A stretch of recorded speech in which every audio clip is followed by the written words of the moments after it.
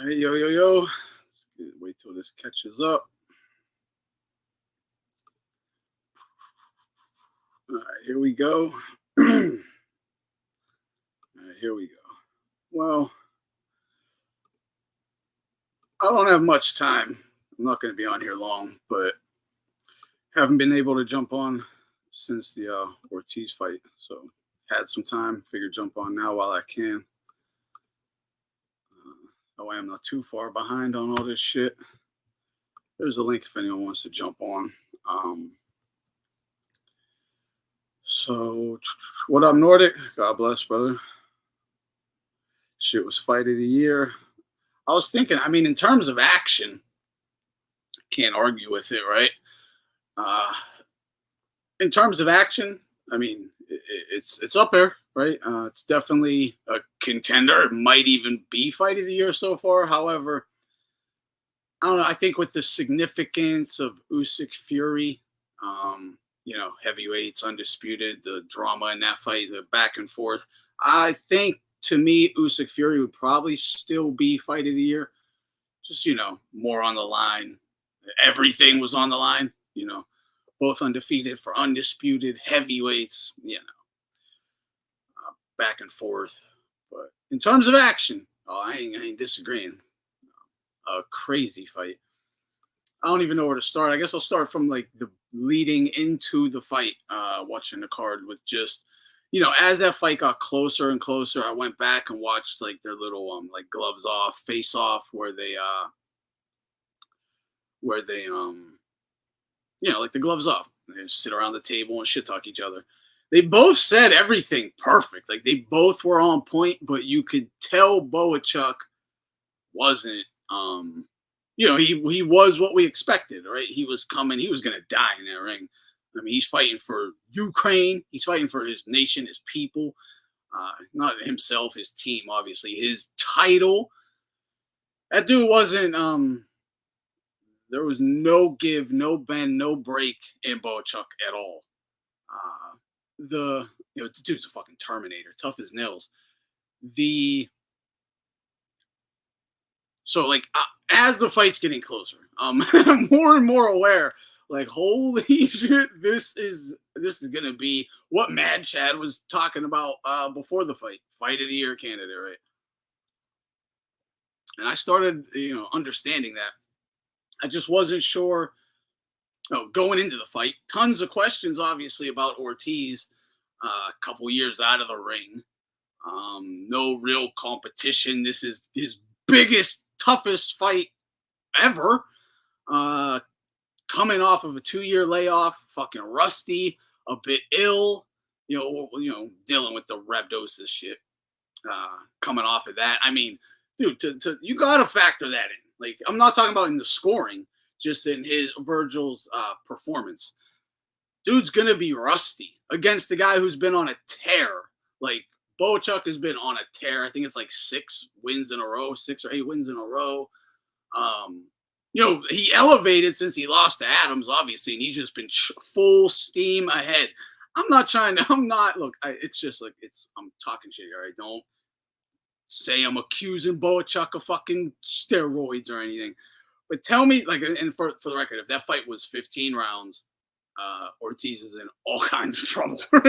Bohachuk was fresh as a daisy in the 12th round. I'm just saying, like, that dude was like a Ukrainian Nazi on meth. Like there was he kept getting hurt, just wouldn't go down. You hurt over and over again, knees wobbling, would not go down. Dude is crazy tough. I'm not saying he was cheating. That's not what I'm saying. I say he fought like he was just a monster. No, he might have been. I'm not saying he wasn't. Whatever. I don't care about that. It's not what I'm talking about. But so all these questions about Vergil going into this fight, you're like,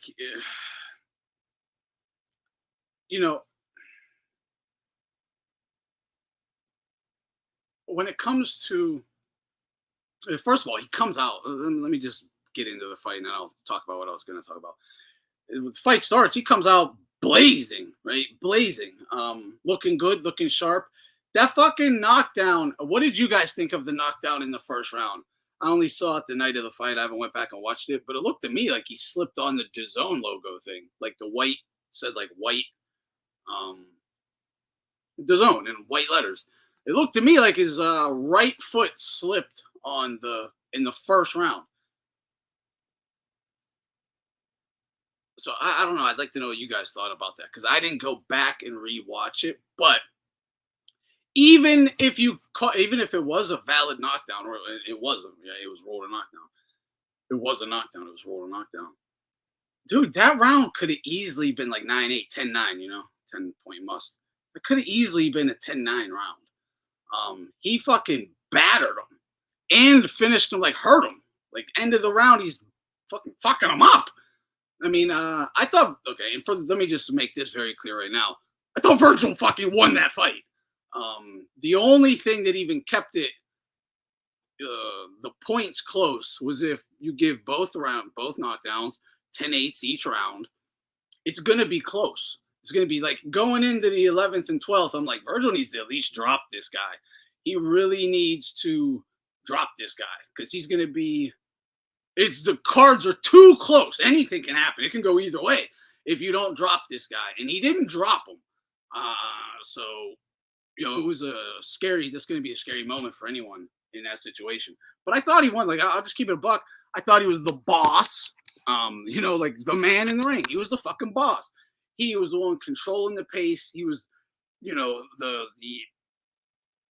dude, he was the boss. He's the one in there engaging, controlling the pace, punching, like, and with the I'm not trying to shit on Bohachuk. I'm really not. But like, okay, let's just go the scoring criteria, right? Effective. Let's just go like effective aggression first.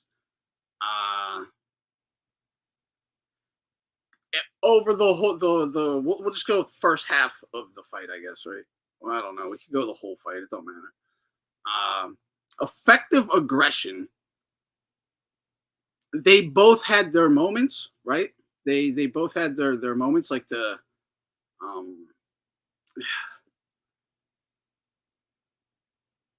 trying to think of who I would lend. Okay, what I was seeing was now Vergil himself. He still got this problem. I've been said this about him from the whole time.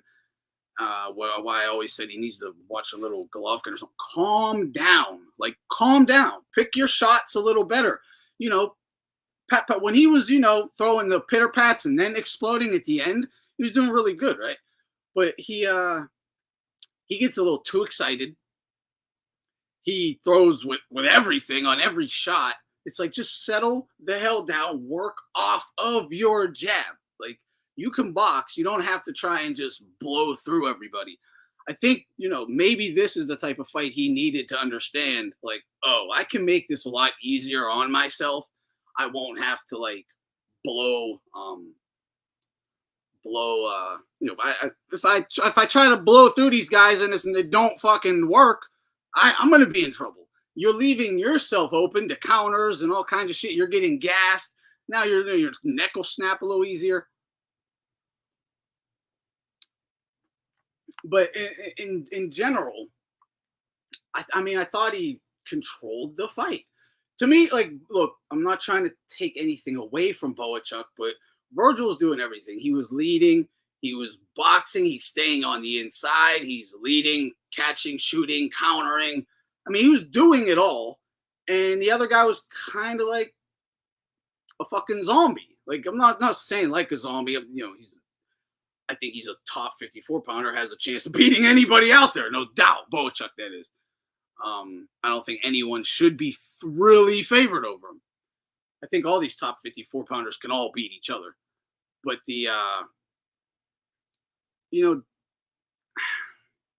you can't have, okay, Bohachuk had good moments, right? Like, Ortiz would fuck him up for 2 minutes, 30 seconds. Bohachuk would have a good 30 seconds. To me, it just wasn't enough. And it's not like the rounds that even the rounds that Bohachuk won, or the best rounds for Bohachuk, you can. And this is why the cards were going to be crazy. The rounds that you could give to Bohachuk, you can easily just give them to Ortiz.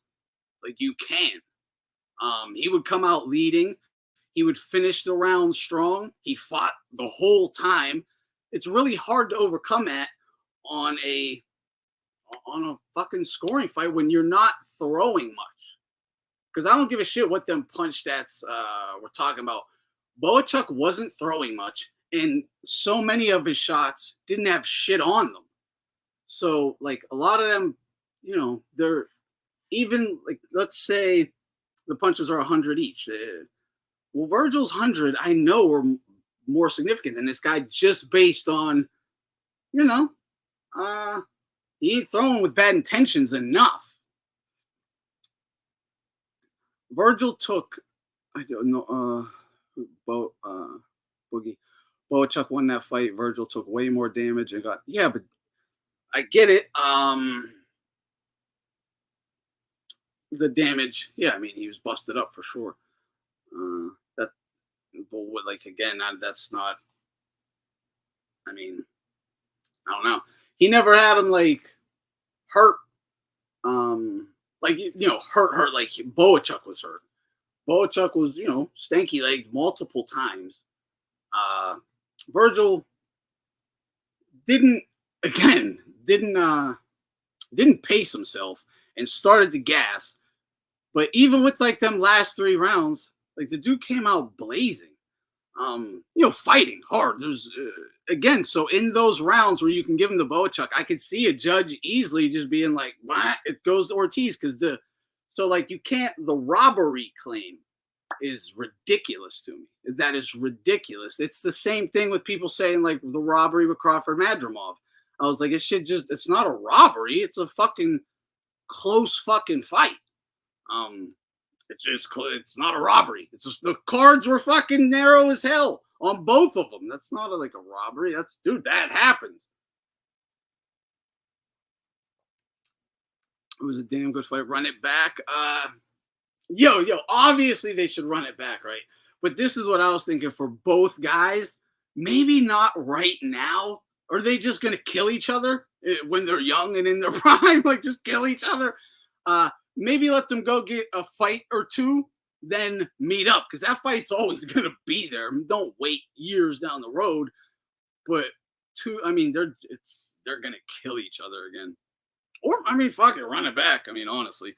Put it this way. If I was, again, just like Crawford Madrimov, Bohachuk, Vergil. If I'm Vergil, I'm like, run it back. I have to run that back. I got to redeem myself. I got to, silence any doubt.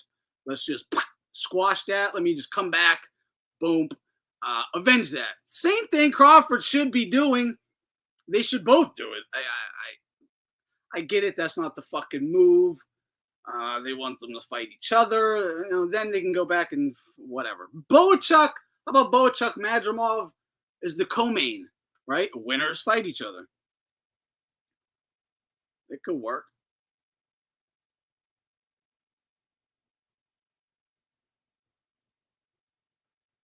I don't think the promoters involved are setting Vergil up. You think, yeah, I noticed this narrative. I'm not saying you, Nordic. I'm saying I've heard people talking about this. And to me, it seems like it's like a preemptive strike on Crawford's credibility.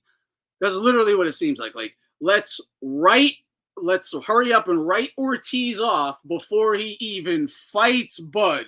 That way, if Bud wins, we could just be like, see, Crawford was never shit anyway. And it's like, I'm not saying you're doing that, but I've seen this out there. And I wanted to address that. Because that is just like crazy. There's obvious, like, does Vergil have, because this is the argument, Vergil has flaws. It's like, and so does Bud. And so does Bud. Like, can Bud stand up to Ortiz? I don't know. If he hurts Ortiz and Ortiz goes ham on him, what happens then? Like, again, this Ortiz, that is the whole thing. And I still have my questions on him because they weren't quite answered. He didn't look like I hoped he would look. He looked rusty. He didn't look as sharp as he did, Mean Machine and previously. He looked on this side. I truly think, I don't think it's just the weight, man. I do think something might have happened with the illness. Like he didn't fully recover. He probably never will fully recover. His muscles were probably fucked up from being eaten away. It probably did a lot of damage internally because his like quickness, the explosiveness, and the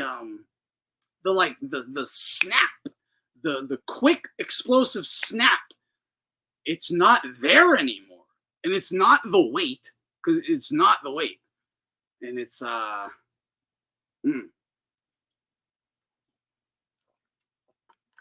that's insane to say Ortiz has no defense. He stood in the pocket all night. Like, he has no defense. He was in a war. What did just for example, what did Bohachuk do? Just shelled up, high guard, muffs, elbows tucked in hips, and just stood there, right? So, like, dude, there's not much to do. The whole onus is on Ortiz. This guy's just shelled up, walking forward like a zombie. You got to punch. It's your show. Like Crawford, Madrimov, Crawford, you got to step it up. Ortiz, you got to step it up. So he does. He starts punching with this fucking guy, and the guy just sits there and waits and pink. Waits and open up. Oh, pink. Yeah, that's not horrible defense. That's a fucking styles make fights. You're the aggressor. This guy knows the onus is on you. He's trying to wear you down. He's sitting right in the pocket, slipping, moving. Bud don't do any of that shit. Like, if he doesn't have defense, I'm not saying he's like a defensive fucking wizard, but to say he has no defense is kind of just ridiculous. He has better defense than Bud. Bud can't stand in the pocket and do anything but high guard. That's it. High guard or run. This dude's in the pocket, slipping, catching, shooting. He's literally doing the sweet science. Just saying. His power didn't transfer up. Yeah, dude, this guy is humongous.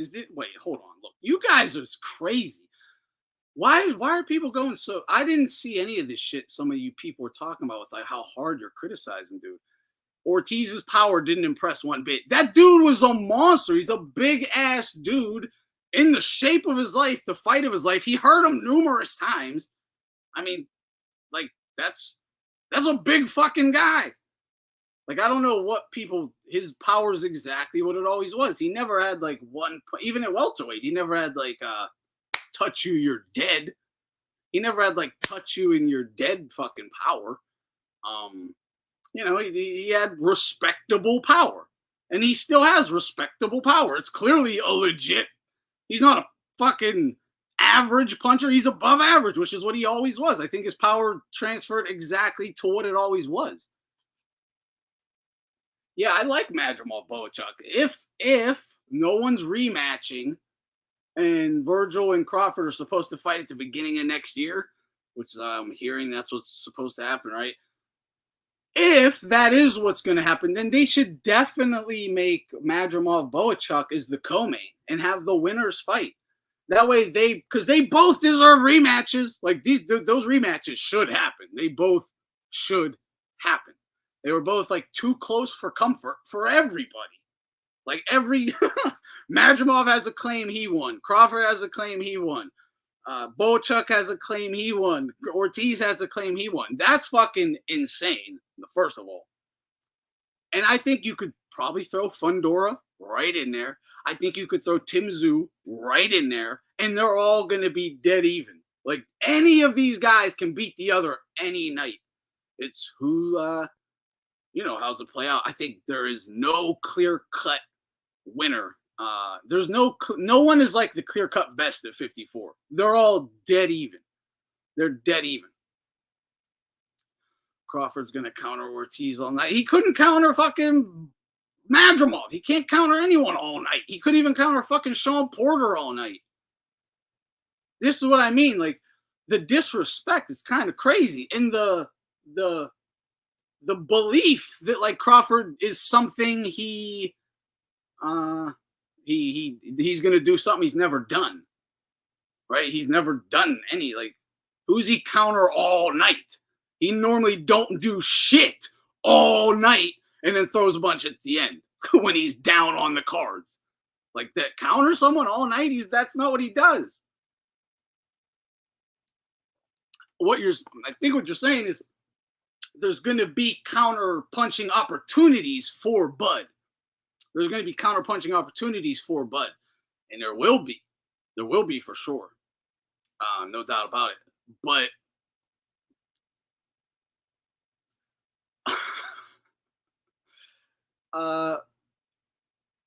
Ortiz can beat Bud's ass. Like, there's no way either. Like, I don't understand. But dude, Madrimov hardly threw a punch. Like, this motherfucker did nothing all fight. He did nothing all fight. And Bud had his hands full. Had his hands full with a guy who wouldn't even punch. Like, this guy wouldn't even punch. And when he did punch, he landed. Like, everything. Yeah, Bud's going to stink the joint out, run. The whole onus is going to be on Vergil to make it exciting. Go, Verge, go, Verge, go, go, go. And he's going to do that. So the question is, does Vergil catch up to Bud, before he gets tired and a bit chinny? But they're both a bit chinny. Ortiz and Crawford are both chinny. They can both be hurt. They can definitely both be hurt. Yeah, Madrimov is better footwork, better balance, better feints. He's better in a lot of ways than Vergil Ortiz. I get that. But so what? He ain't punching. He ain't doing shit. Bud is supposed to be this fucking top guy. He is an average-ass guy in his first big fight. Relatively average, top-level 54-pounder. I think they're all about even. So, this is the best you can do? This is the best you can do? A guy who doesn't even punch and you're running from him? But he's just going to dominate a killer. He's just going to dominate a killer. I don't know. And I don't think Vergil will go in careless and reckless versus Bud. Obviously the only fucking thing they're going to be worrying about is the counter right hand from Bud. Like, that's the whole thing they're going to worry about. So they're going to just be keeping that jab up to chin tuck, work behind the jab, and so what Madrimov had a lot of success doing. That's to take that, you got one weapon to take away. It's not hard to take it away. Madrimov took it away instantly. His gas tank has definitely got worse. No doubt there. No doubt. Again, I would assume it's not just his gas tank has, obviously. But again, this fight is maybe what he needed to realize, like, sharpen up, conserve, don't put everything on every shot, calm down a little bit. Hopefully this fight will lead him into that, but his gas tank is definitely so. Dude, the layoff, the illness, it had an effect. He hasn't looked the same since ever. He just hasn't. It is what it is.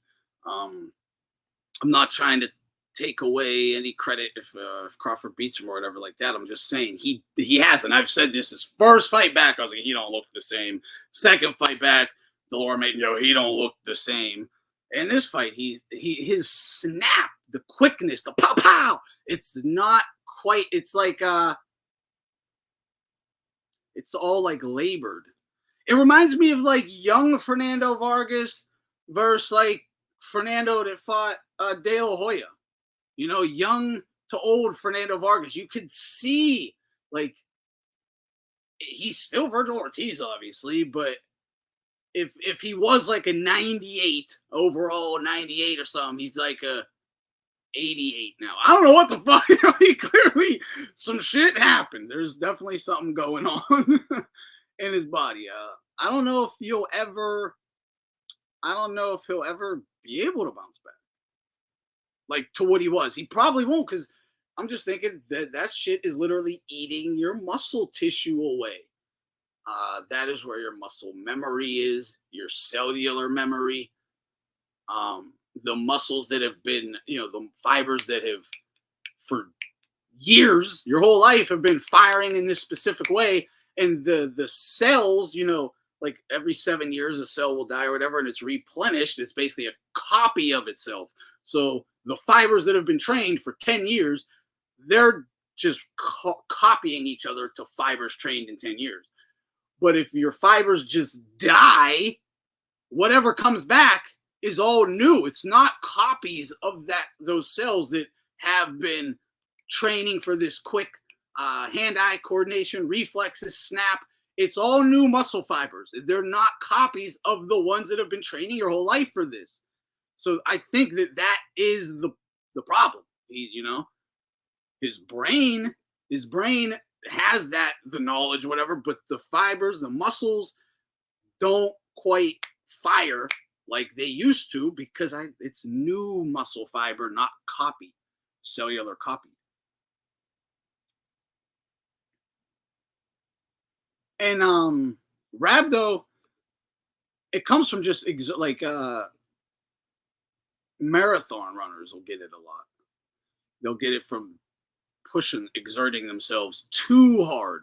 Just push and exert, and you fucking kill yourself. You can't do that. It's all about, that's where the whole train smarter, not harder. And I do think Vergil really he might have already fucked himself with the rhabdo, honestly, but he should start training smarter and not harder. He should I get it. That's their style. It's a power boxer. Wow, wow, wow. That's their style. Power boxing. But I've always said, take a page of Golovkin. Calm down. Work everything off of that jab. Vergil's dad admitted they never had rap. That's a fucking crock of shit. He had an illness. It was clearly reported. They never had rhabdo. Bunch of liars. Who are you? Who are you?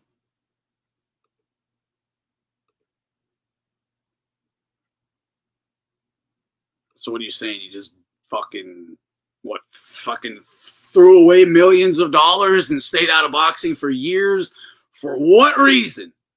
What reason would you throw away millions of dollars and just sit out for 2 years? And then look and clearly have deteriorated.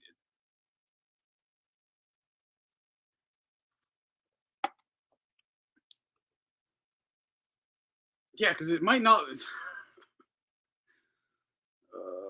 I saw the interview you're talking about.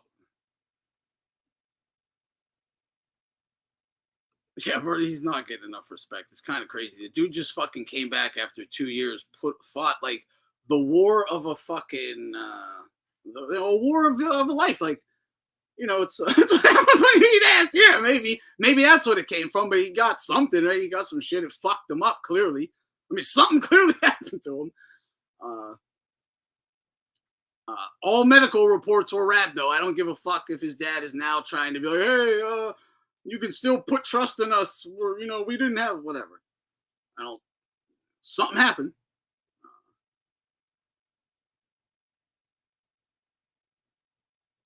Yeah, it's whatever, man. They'll jump on it. Whatever. But it's like, I didn't understand why, everything motherfuckers claim they want out of a fighter, Vergil gives you. And then you're just going to be like, oh, fuck him. Fuck this bum, shame. Fuck him. But why would anyone else want to go take a tough fight?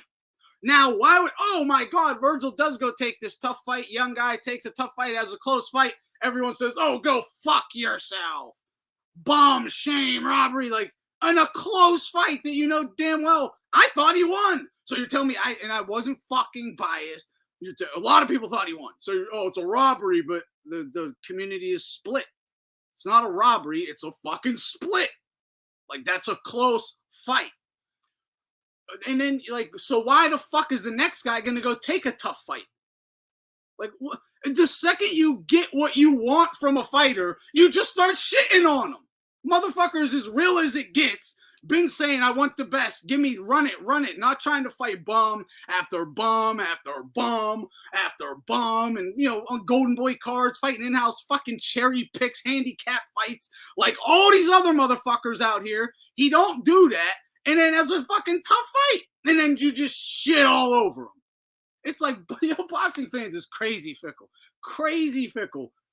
And quite frankly, like, what the fuck is wrong with you? Like, this is what real hardcore boxing fans say they want. This is all we want, man. Best fight the best. Wars like the old days. What happened to Hagler Hearns and blah, blah, blah. Then you get it, and you fucking cry.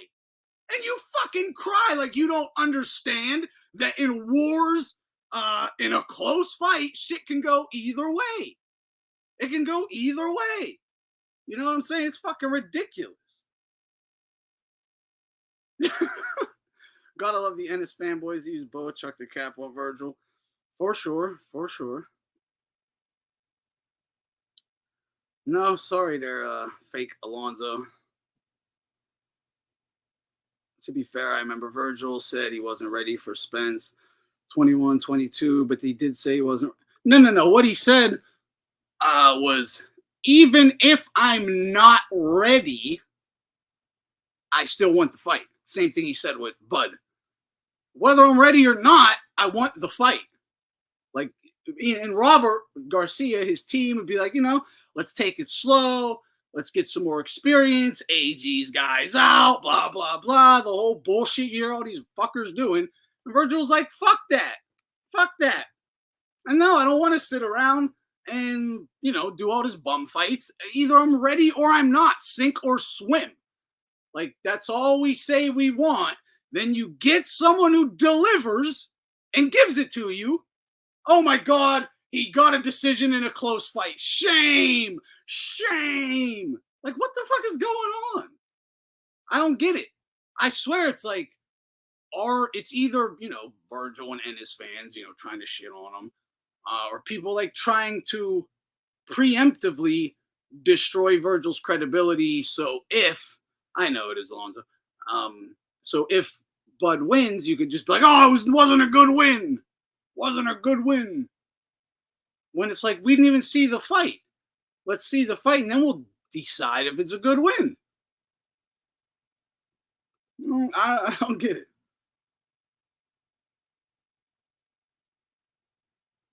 And this is the other thing. I don't care about no rematch clause. Like Em says, Vergil's father did. I saw this, yeah. Did an interview on ES channel, said Bohachuk's promotion team rejected the rematch clause in exchange for more money and other demands up front. They had the choice. Yeah, I understand that, and I saw that. And again, it's like, fuck, I've always said this. Fuck your rematch clause. There shouldn't be a rematch clause. All it should be is real ones. That way, if we, the fans, say, hey, we need a rematch, the real one just goes, hey, let's rematch, run it. We don't need that clause. Because what if, just for instance, what if Vergil Ortiz, this goes for any rematch clause, right? Vergil goes in, blows Bohachuk out, knocks him down 7 times in 5 rounds, batters him. We have to see that again? We have to watch that again? Fuck a rematch clause. Just be a real one. And if the fight, you know, warrants a rematch, run it back. That's it. You don't need, fuck a rematch clause. They're bullshit. It's giving a guy 2 chances to win, number one. And what if you get dominated? I don't want to see it again. And if it is close, well, I don't need a clause for that. Because real ones will just fight again. It's pointless. Oh, talking about clauses. Dude, talking about clauses. Did you see Canelo Berlanga? This little where Canelo brings up the clauses. Sorry, this pissed me off. Sorry, guys.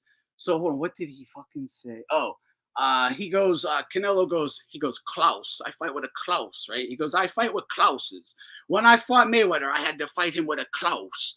He goes, so now I put Klauses on everyone, right? And it's like, what? He says this. It's on the it's $1 million worth of game. Gilly and Wallow interview Berlanga and Canelo at the same time. It's in that interview. He talks about his Klauses and how he puts Klauses on everybody now because he can do that because he is Canelo. I understand you're the Canelo. I get it. You don't got to put clauses on a motherfucker. And he goes, I had to do it with Floyd, blah, blah, blah. And it's like, well, what did we ever learn about clauses, right? Mayweather, Canelo, Mayweather, Madonna, with the gloves, right? Tank Ryan, Bud Kelbrook. If you have a clause on you, you lost. It's a guarantee you lose. Has anyone had a clause put on them and actually won a fight? Has there ever been a handicap fighter that won? Like, you have this clause and he actually wins? Has that ever happened? I can't think of a time where someone had a fucking hydration clause, dehydration clause, wear these pillows when you're a power puncher clause, and won. Has anyone ever had a clause put on them and fucking won? Stop calling them clauses, right? There's a hydration clause, dehydrate. It's a handicap clause. That's what it is. Quote unquote. That's the only thing we should call it now. It's not a clause. Oh, you handicapped them. It's a handicap. Fuck a clause. It's a handicap. It's not a clause. Handicap. Stop saying clause. We have to stop saying clause. We can't. This is that fuck language. How they manipulate our words, our language, double speak, all that. Fuck them. It's no longer a clause. It's a fucking handicap. Call it what it is. It's a handicap. Oh no, that was a clause. That's definitely it was a catch weight. I can't remember if there was a rehydration thing or not. I can't remember. That is just a catch weight, but that is a good one. Was there a rehydration thing in there though? Yeah, the only clause is a handicap clause. That's it. So, like, look, and it's really fucked up, right? Because and all of this stuff with the TV rights, the amount of money Benavidez wants, whatever, blah, blah, blah. Just an example.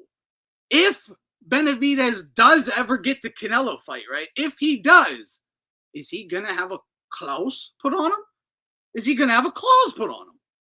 Because if so, fuck that fight. I don't want to see it then. Rehydration of 54. Yeah, it's still a clause. Okay, you got one. That's still a clause. It is a clause. That's one time it happened. But yeah, like Berlanga just like didn't even question it back. I would have been like, yo, that's pussy shit. Because he probably has a clause. Berlanga probably has a rehydration clause. Rehydration clause. I guarantee he got a handicap clause. That's why they were talking about it, I'd imagine.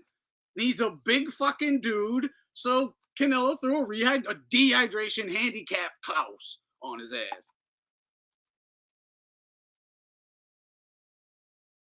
Yeah. What have we learned? Like Canelo, what have we learned throughout the years of you guys, Floyd, Canelo, Tank? What have we learned about you guys doing, Bud Crawford? What have we learned about you guys in your handicap clauses, right? Your handicap clauses. What have we learned about? We have learned that if you take a clause, you lose. If you put a fucking handicap on yourself, you lose. Yes, and most likely non-disclosure. Or it's like, they don't actually sign an NDA, but it's like a gentleman's agreement, right, Pete? Gentleman's agreement of just, hush, hush, hush, hush. We don't need a paper trail, but hush, hush. And then it's that. This goes back to the whole thing I always said about like these guys. Like I respect, like they always say, man, I respect every guy who steps into that ring and blah blah. It's like yeah. So you respect child molesters like fucking Donna Stevenson or Baltimore, right? That's what you're telling me? Like, stop it. Shush. No, you don't. No one respects all fighters. But I do respect, like, fighters who are actual fighters, like warriors, right? But when you do these handicap clauses and then run around talking about you're the best, you're a fucking bully of the highest degree. You're a bully of the highest degree because you're not only picking someone you should beat anyway, you should beat him anyway, right? You're the fucking top guy, right? You should beat him anyway, and you still put a fucking handicap clause on them. That's a bully of the highest order. I'm not gonna give you like the glory of a gladiator or a warrior when you're a freaking bully and nothing more.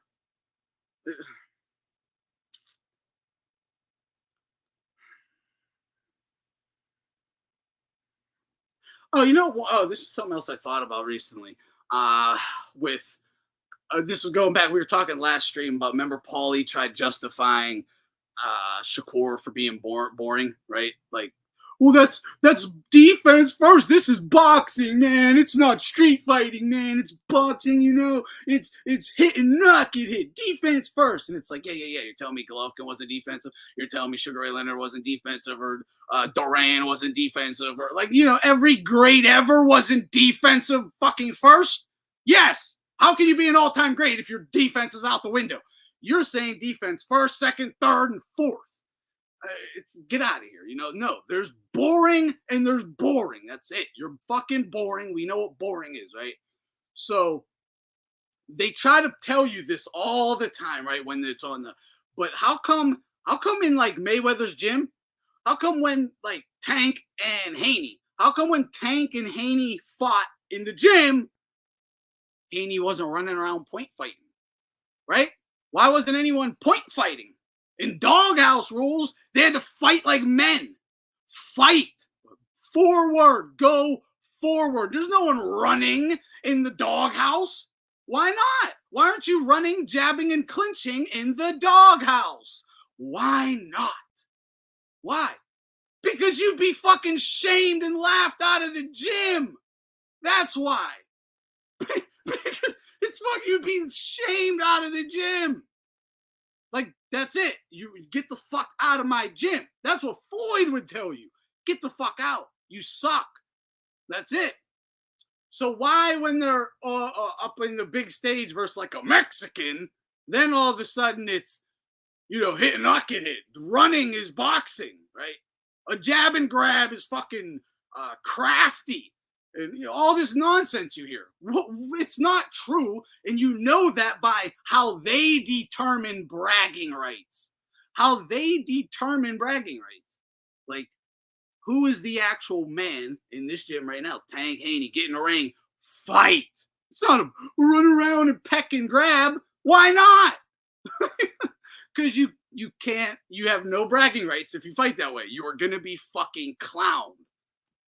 So don't how these people try to fucking brainwash you and like gaslight you, telling you this, some shit even they don't believe in it. They don't believe in that shit. They don't abide by it. They certainly don't abide by it.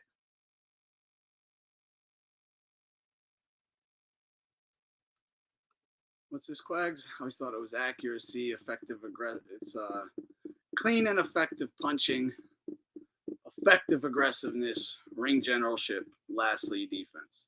Yeah, it is in that, clean, effective punch. It is in that order. Or it should be, basically, right? You might be able to switch aggression and ring generalship, I guess, but what's this? I think Haney put a clause on Regis, too. That's why Regis looked terrible. Probably. That's the thing, man.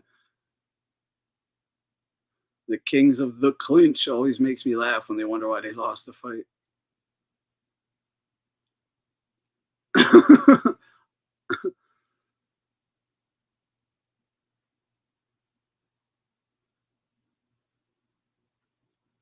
Yeah, it's not defense first. It's not. It's not defense first. It's offense first. Offense first. Yeah, you need, you better have good defense to deliver your offense, but it's all about delivering offense. It's not about, in what war game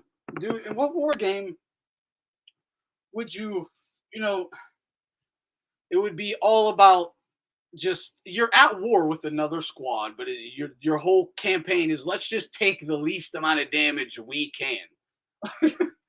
It's like no, you got to win though, dude. You have to win.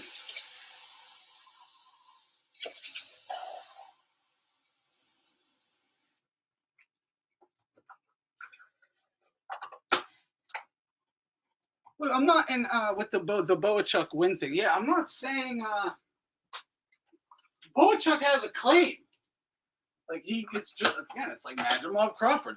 Every guy has a claim they won the fight.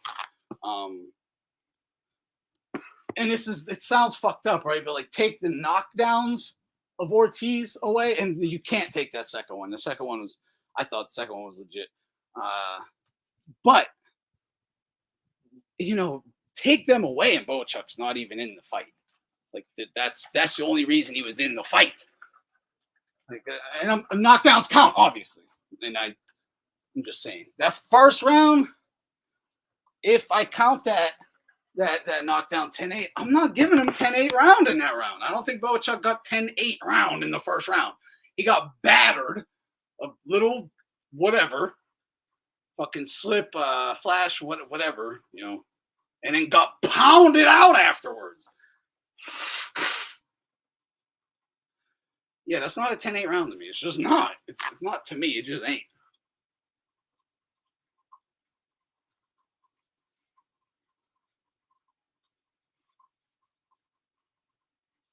Started when you go to a gym, they don't. That's a good one. Huh? That's a good one. When you go to a gym, they don't teach you how to slip before they teach you how to punch. I like that. I like it. Yeah, really. That's funny. Yeah, the first thing they're going to teach you is plant your feet and throw a jab. Plant your feet and punch. First thing you're going to learn. That's a good one.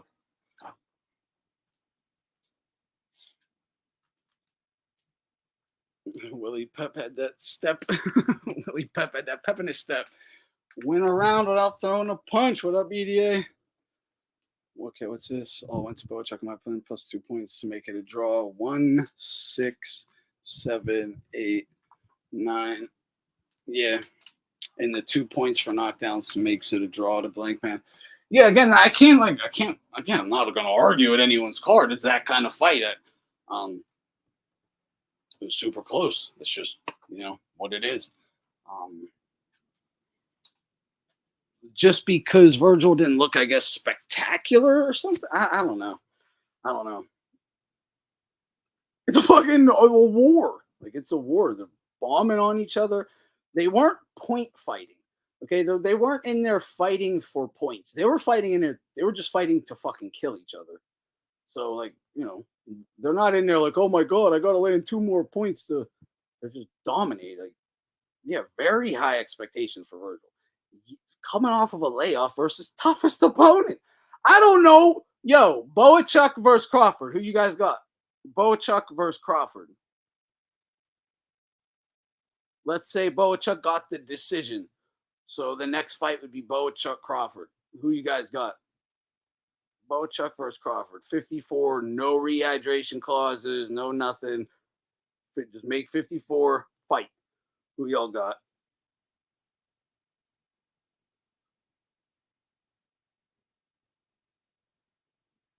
Yeah, I mean, again, Crawford Madrimov is just close too. They're just 2 close ass fights. That's why I didn't say Crawford Madrimov was a robbery either. I didn't think it was. It can't be. It's too close. A close. If one guy gets the nod on a close fight, you just can't call it a robbery. You just can't.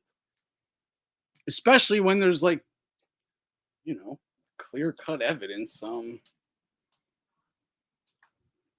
That it could have went either way. It's not like it couldn't have went to Ortiz. It's not like it couldn't have or something. It's not like, oh man, you have to create all these scenarios to give it to him or something. Nope. You can give him the 2 10-8s and it still goes. It can still go to Ortiz. It's just that kind of fight. No ducking if they actually fought. Bohachuk versus Crawford. Only person who can convincingly beat Bohachuk is Fundora 54. No, I think, and again, man, I think all these guys are even. I think Fundora can step in there and beat any of these guys, any of them. Will he? Different, different question, but he certainly can. Like, no one should be a big underdog. There shouldn't be any 3.5-1 underdogs in any of these matchups. That's just ridiculous. That's what, if Crawford can hurt him, right? I don't think he can. I don't think he can recognize. Yeah, Bohachuk will hurt Crawford, have him on the back foot the entire fight until Crawford catches him with a big shot that hurts him, if he can hurt him. I see the fight going the same way. Crawford's going to realize, holy shit, this guy's big, strong, marching me down, and he's going to back foot it all night. Pot shot move, pot shot move. Crawford can't do better. Crawford ain't going to do any better. I'll just say that. I don't know if he can win. He has, the way he fights will lend itself to beating Bohachuk in a quote unquote more convincingly fashion, right? It ain't going to be more convincing to anyone with knowledge because he's going to fucking run. Like, I don't know if, because Crawford, I don't know if Crawford could really move that much from him though, because he just charges like right forward like Margarito. You really can't get away from those guys. You really can't unless you have some power to keep them off of you. And Vergil got respectable power, and he couldn't keep the guy off of him. He's just going to charge forward. It's going to be it's a problem. It's a problem. So I'm just saying, like, this. To think that Crawford just smokes any of these guys is bonkers. He probably loses to them all, but or he could beat them all, but he can lose to them all. Is what I meant to say. He could lose to them all. But to like, oh man, this guy so and so got no chance versus Crawford. He's just all Crawford has is fast hands and feet. Like he's just gonna run and no, obviously that's not all he has. I'm fucking talking some shit here, but if you have some timing, can deal with and take away the speed of his lead, right? Take that away. Work behind your jab. Like, dude, it's not hard, right? You've seen countless guys do it to him. Countless guys have done it to him. Go back to like the Postals, the Benavidez's, the Porters. I mean, Brooke. It's come on. I mean, it's not. He's not. Dude, Bud ain't nothing special. I don't know what people were fucking thinking. He ain't some elite fighter. He's not. That's all. I'm not saying like Crawford can't beat Ortiz, but I'm saying Ortiz can beat him too. No doubt about it. No doubt about it. Crawford, how come I hear so many people being like Crawford's a phony, he's a cherry picker, he ain't shit, blah, blah, blah, but you just say he'll beat everybody then. So you either don't believe that Crawford is what you say he is, you don't think he's some Romero bum or something, and you actually think he's fucking amazing. I don't know. You can't have it both ways, right? You can't be like Crawford's a fucking bum, he ain't fought no one, but he just dogs everybody. And he's like, Ortiz, he must have some kind of fucking. If he beats Ortiz was never shit. If he fights Fundora and beats Fundora must never be a shit. That's not how you do it. We can't do that. We can't. You got to see the fight first. If there is some clause in the fight or some bullshit, okay, then you bring it up. But you can't like write someone off and like try and discredit a possible win in the future that hasn't even taken place. Bohachuk Madrimov again should be the co-main if Vergil and Crawford fight, and then the winners fight. Solves it all right there. I think what some people thought of too, it is how come both decisions went in the direction that Turki would have preferred, right? Like, is that just a coincidence?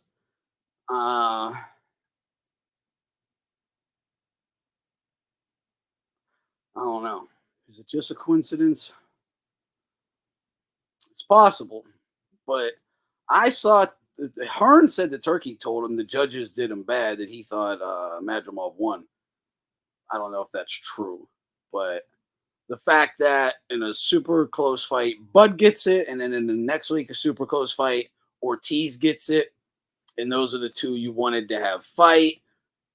Yeah, that, it could have worked out that way naturally. It could have, right? But that does create some theories for sure, right? People are gonna wonder, like, yo, like either of these could have went either way, so but they both went into, it's the whole thing of like, how come it always falls in one direction? How come it always sides with one side, right? The side they want to win gets it. And that's a valid argument. I can't say that didn't happen. That's a valid fucking argument, right?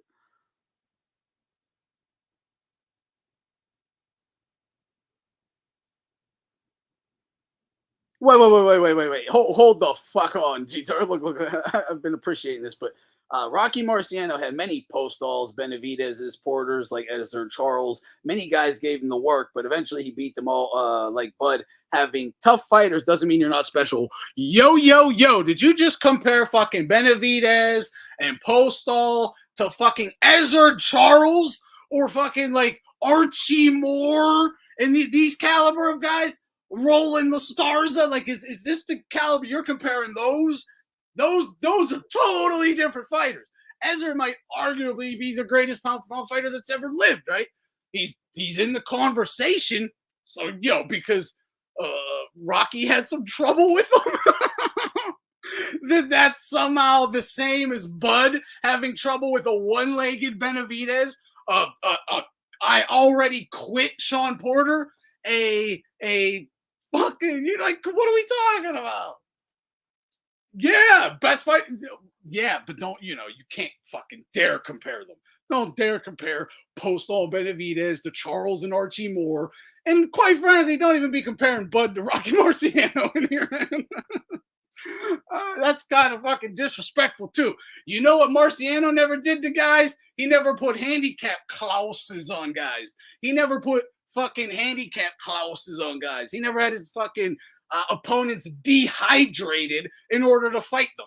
He never said, I won't fight this guy. Now imagine Marciano was like, hey, Ezard, I'll fight you, but only if you fucking dehydrate yourself and step into the ring dehydrated.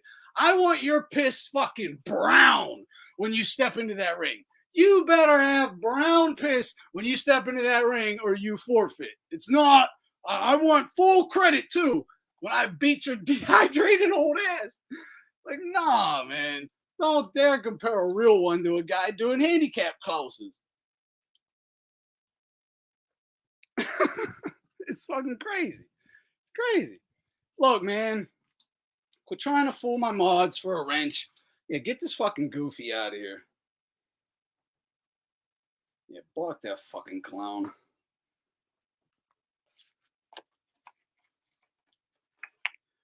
All those guys are greater than Crawford, facts, and all greater than Crawford. Like, yeah, it's not even fucking debatable. It's flat. It's downright disrespectful. I want brown piss. That's written verbatim in the contract. For real, man. That's what the fuck he's doing. That's literally what he's doing.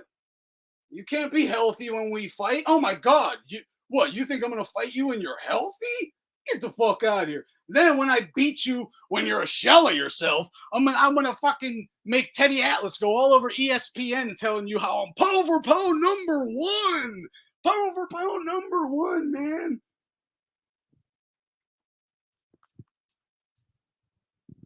No. Hell of a fighter. But keep it in like perspective, in reality. You just saw how limited this guy. I mean, you didn't just see it. We've been seeing it. I've been telling you for years how limited he is. It's not that what he does, he doesn't do good, but that is. But he's super limited. But people just think like, oh, when he gets in this certain situations, he's going to do these things I've never seen him do before. Well, he's not. He's just going to run. And then he'll wait until the fucking last 5 minutes and start throwing some combos, hoping he knocks you out. If he does, great. If he don't, then he loses, right? It worked with Porter, a shot, not a shot, but a 1 foot out. Porter, he's retired. Did it work with Madrimov? No, it's not. And it's not. When you fight someone who's healthy, strong, durable, there to win, it ain't gonna. The chances of it happening aren't likely. Just put it that way.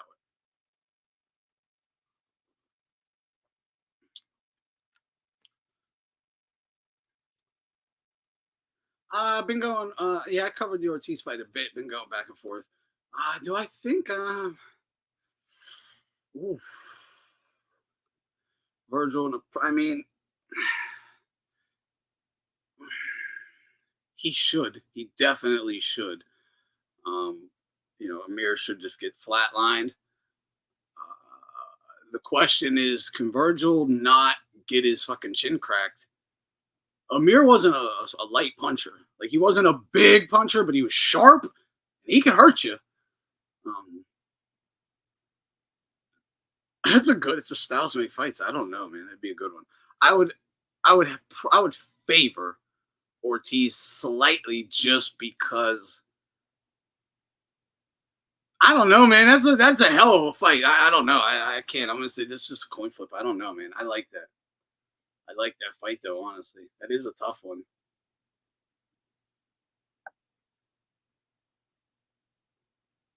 In short, Luca, I thought the fight. I thought, to me, Ortiz won the fight. I thought it was close though. I can If it went to Bohachuk,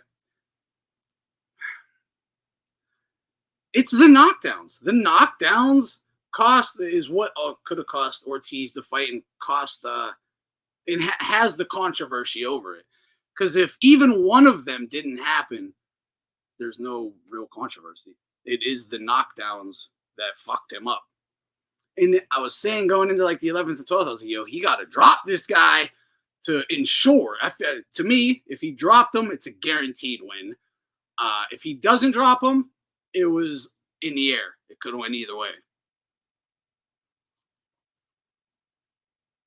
But the first round, man, it's just they're tough 10-8 rounds too. They're tough to give 10-8s because he fucked Bohachuk up bad, especially the first round. The first round was fucking dominated, but had a little incident with the knockdown. Like, it might have even been a slip. I can't say for sure, but his foot did a turn on the logo. So I don't know. But it counted, so either way it counted. But that might just be 9-8, 10-9, 10-point must.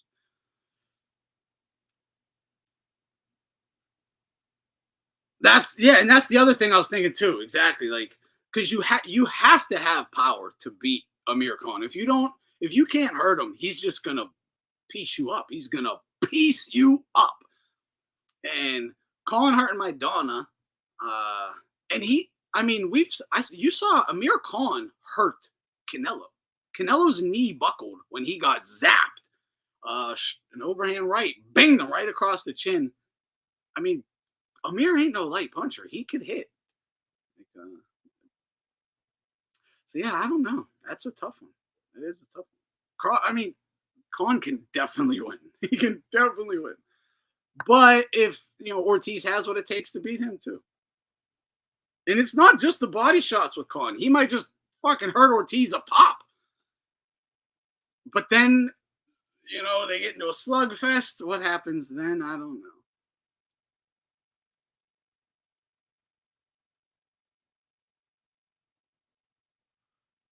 Thanks, Alonzo.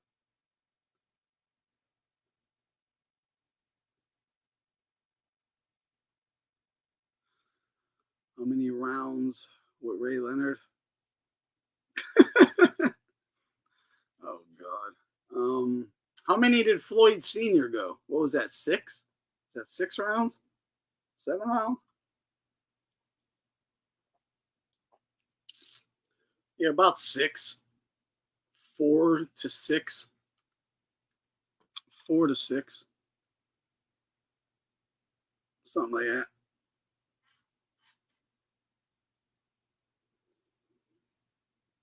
I'm high right now.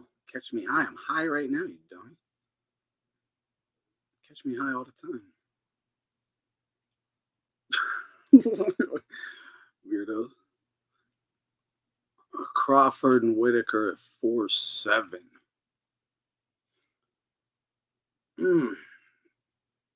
That's a much better fight. Floyd was 10 or 12. Floyd Sr. was so much more dangerous than Crawford would be, though. And I don't think Bud could hurt him. I don't think Bud could hurt him. I mean, look, Ray is brutalizing him. Like, he's winning. There's no doubt he's winning. And he's sleeping him. At 47, you guys need to really go back and watch Ray. I'm not you guys, but people, if you're not aware. Go back and watch Ray has come up at 4-7. The dude hit like a fucking mule. One punch, dead. Dead, guys. Bunk, dead. Like, with both hands. Either hand, like a mad dude. He was killing guys. Like, he hit.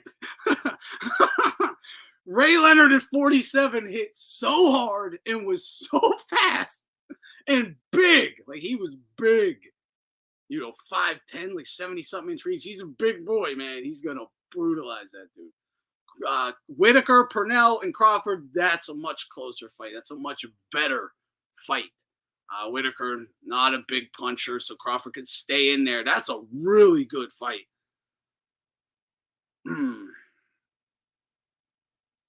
Crawford is quick enough, fast enough, explosive enough to where it's going to be I don't know. I mean, De La Hoya was pretty damn fast too. And, man, I would have to give it to Sweet Pea based on this. Dude, Crawford is too inactive. Any of the old time, all the fucking greats of the early 2000s, 80s, and 90s, I think they all beat him. Like, not, look, this is a major problem with him. He doesn't throw enough punches. He is so fucking inactive every fight. So this is a big thing no one brings up with Vergil, too. Vergil's just going to push that pace. If he can't get Vergil out of there, because someone wants to say Vergil's power didn't come up. I don't know. He hurt a bigger guy than himself over and over again. He kept hurting a much bigger guy than himself. Not much, but bigger. Bud hasn't. I don't know if Bud can hurt anyone at 54 yet. I don't know. If he can't hurt Vergil, what the fuck is he going to do? Can he keep up with that activity? Can he take the amount of punishment that he's going to have to absorb to gas Vergil out a bit or something? I don't know. And that's always going to be a problem with Bud. Not that I don't know. He's not an active fighter. If he has to start fighting where he's throwing 60 punches around, dude, he's going to be done in 5-6 rounds.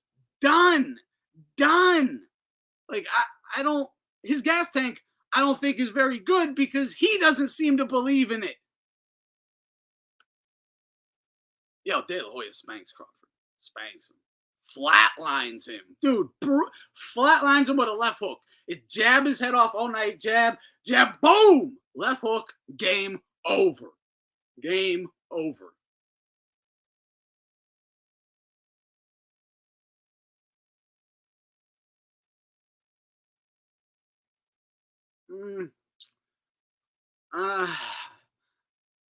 Again, it's, I don't even remember did Manny lose to Marquez yet? Manny had already fought Margo, huh? If you took the Manny from the Margarito fight and threw him in with that exact Canelo, Manny's going to look fantastic as well. He might even end up stopping Canelo late. Probably not. Probably just, busting him up. But again, Canelo was just drained. Pacquiao would have fucked him up.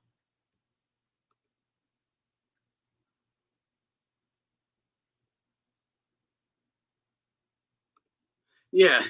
Whitaker beats Crawford. He can punch a bit too. Punches a bit too. And again, Whitaker comes from an era of activity. Go watch any De La Hoya fight, any Shane fight, any Chavez fight, any Whitaker fight. All of those guys, it was punch, punch, punch, punch, punch. They're boom, boom, slip, slip, bang, boom. They're fucking gunning. Crawford he's never fought anyone who even fights like that for 1 minute. Like ever. His most active rounds, like ever might have 40 punches. 40 punches. That's like as active as he'll ever get. And that's like the very end of a fight. Or if he got a guy hurt, he'll throw a whole bunch, and whatever, because he can be a little reckless. But if the guy isn't hurt, and he's not just trying to finish him right there because the guy's hurt or something, like a Molina, like, yeah, he might have thrown 70 punches around versus Molina or something. I don't know. I'm just saying. But not versus a guy like that. Versus just, someone who's not dead. He's super inactive. He don't fucking punch. So if he can't hurt his opponent, he's fucked. It'll always be a problem. Yeah, exactly right. Felix Diaz, who was fucking dead in that fucking fight. Dead. A bit of his own fault. With the dehydration, and then puffed up with all that fucking water and looked like a balloon. Just looked like absolute shit. And it was basically the end of his fucking career. He looked like total dog shit. So my point again, exactly, against Felix Diaz, against whoever, right? Fucking Molina, a nobody. Yeah, exactly, Zed. Everyone wanted to fight at 47, but Bud wouldn't do it. No, you gotta drain yourself. Fucking dehydration clause. Is what I'm saying. Dude, you can't compare this guy to some great. Like every name, there's some bullshit. What up, Willie? How you doing, brother? I think my card had Vergil up by like a point. I gave him a 9-8 round. Yeah, the first round I couldn't give that 10-8. But yeah, I think I had about the same. Again, I didn't have like an exact card. It's in my head. I was just like keeping tally along. But yeah, I could see it's a close fight. I couldn't call it a robbery if it went to Bohachuk. I just don't understand why people would call it a robbery when it went to Ortiz. It's not like Ortiz fucking clearly lost that fight. I don't know what the fuck. I'd like to watch it with someone who thinks he clearly lost. That doesn't make sense to me. I don't know, just because he didn't look perfect the whole time or something. You think he's like losing? I don't know. I do not know. So I think Floyd or Crawford lasts longer with Tommy Hearns. I think Floyd lasts longer.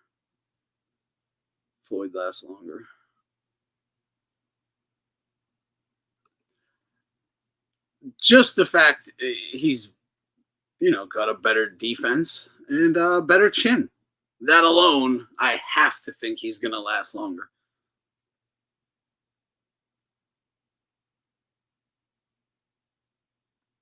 Yeah, I saw Ryan Garcia talking about that.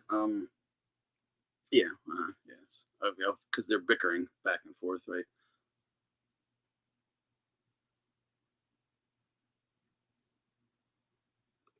What's this? I do believe some of Vergil's left hooks to the body did look like it was blocked from. Yeah, for sure. Again, because the guy I talked about this, he's elbows tucked in his hips, gloves over his head, just a fucking zombie, just walking forward like. And the whole onus is on Ortiz. He has to open up. He got to do something. He could have just ran and did nothing and been like, you have to open up. You got to lead. And then I'll counter you and move and run. He didn't do that. He fucking took it to the guy. Said, you're going to shell up? Let's go to war. He's the one opening up. And then the dude could slip. Bow. Little uppercuts here and there. Bang. Little lefts. Bang. Little jabs. Bang. That's not. No. Yeah, no, I don't get this robbery and like Ortiz clearly lost. I don't get it. It's wrong. It's not that I don't get it. It's just fucking wrong. No one clearly lost at all, like at all. And the only, and again, it's wild to say this, right? Take the knockdowns out of a fight. But again, take the knockdowns out of the fight. It's not even a question.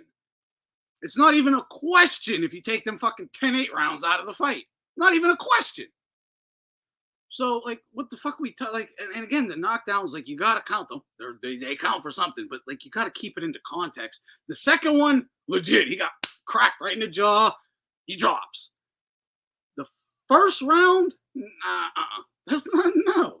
I thought the ref got it ruled right the first time, but if you want to flip it back and roll it a knockdown, that's just still 10-9 round. That you don't get your ass, like, that's crazy. You don't get fucking pummeled a whole round, even hurt for like 30 seconds at the end of the round after this little tip. Yeah, if you were looking for like Ortiz to win by KO, TKO, and just brutalize this guy, and you're like, oh my God, Ortiz had a tough fight, then he lost. Okay, but just look at it as like two unknown. You don't know either of these guys. You're watching this fight. Dude, you can't say Bohachuk fucking clearly won. You can't. You can't. I watched the fight. Like, we all watched the same fight.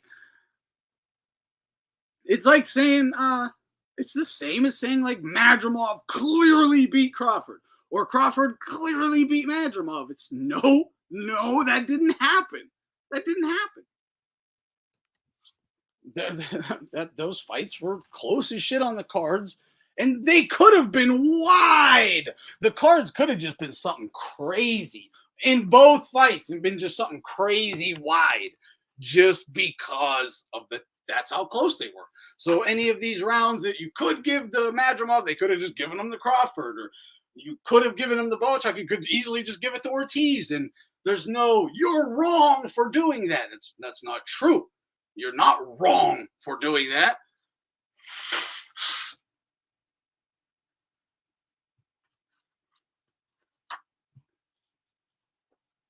Yes, yeah, this has been his problem. This has been his problem. I've always said this. He needs to settle down. Calm your ass down. That's it. But yeah, that was Ortiz's problem. He was trying to force a knockout instead of fighting behind the jab and letting his shots develop. Exactly. Everything was, get this fucker out of here. And I think it's because he kept hurting him. He kept watching dudes' legs buckle. So he's like, oh, I just got to hit him one more good one. Next one, he'll fall. And I think he, instead of just, again, you don't look for the knockout, man. He was looking for it, right? Don't look for it. Let it come. Relax. Calm down. Sit there, stick him with your jab, move around, let him open up. You don't have to like do everything. But he, again, like the dude, like, man, again, the disrespect for Vergil's crazy. The guy showed you, I don't care, be like, oh my God, but he drops his left hand at this one moment. And yeah, you get in there and fucking, like, what are you talking about? It's a fucking war. Of like, show me Duran in a war where it's just perfect. Like, he never makes a mistake. Oh my God, Ray Leonard never landed on him, or like whatever, right? They're fucking going to war. Like, what do you expect? Oh my God. It's like, yo, they're in a war. You can't be doing like, this isn't the fight it's not a fight to look for technique and fundamentals and, oh my God, how sharp. No, this is a war. They're fighting. Okay. It's a little, it's just kind of ridiculous. But whatever, right? The point being that, what's this right now? I had it 7-5 Ortiz. If you give Bohachuk 2 extra points for the knockdowns, it's a draw on my scorecard. Yeah, I had it like the same thing. I mean, I had it again. I didn't exactly score it, but about the same thing. I look, to me, Bohachuk didn't do enough. Also, like he let Ortiz bank too many rounds when I think he could have won if he would have opened up a bit more. again, for he should have opened up a bit more, just in general, because look how fresh he was. Like he's really fresh at the end of that fight. He had a lot to leave in there, and he didn't leave it in there. Maybe it's because he was scared of getting hurt, dropped, or something, and realized, hey, I'm close. If I get dropped, I'm gonna be fucked. So let me not take too many risks. But he should have. He should have done a little bit more. And I thought that was a big thing that cost him because he came on super strong. And at the end, like if that was a 15 rounder, oh, it's he's in all kinds of trouble.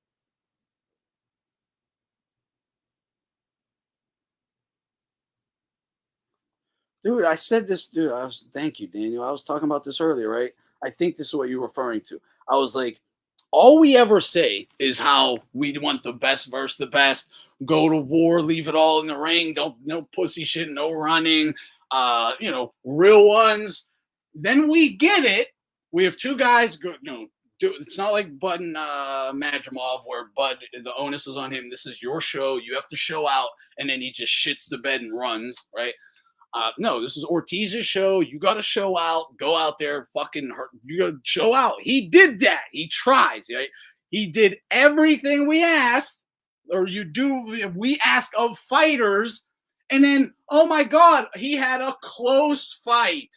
Shame, shame, shame. Fuck him. It's like, what are we doing? Why will the next guy do fight a real one now? Why in the world will the next guy, oh my God, if I even have a close fight, they're going to fucking shame me, say I was exposed, I'm a hype job, I'm a bum. Why am I going to do it? Why am I going to do it? I will say a hype job bum when you don't fight real ones. If you're fighting real ones, like I will never call you a fucking hype job bum. You're a fucking real one. Like clearly. And then you get a real one. And shame, bomb, hype job, blah, blah, blah, whatever, right? Ugh. Yeah, I saw Showbiz went back on that, though, and says he had it for Vergil now, so I don't know how that works. But again, I get it. It's one of them fights. I have no problem if someone did have it for Bohachuk. I disagree with it, but I can understand. If you valued what he was doing, that's totally understandable. That's what I'm saying. It can't. I don't see the robbery. Vergil is the example of fighters really wanted to test themselves. They can make these fights they say are not possible to make. Yeah, yeah. But oh my God, they go to fucking war and blah blah blah blah blah. Right? Like, shame. It's like, damn, man. You think he's gonna want to do it again? Like, I mean, obviously he's going to, but fighters don't want to have to deal with that. No one does. Like, damn, I have to have the whole fucking community just shitting all over me when I just did what everyone has said they wanted. Man, the old days when the best fought the best, they left it in the ring. They all the good stuff. Punch, punch, punch, war, the heart, everything. Then you get it, shit all over the guy. I don't know. Fucking crazy to me. Fucking crazy to me. What the fuck? What will make boxing fans happy then?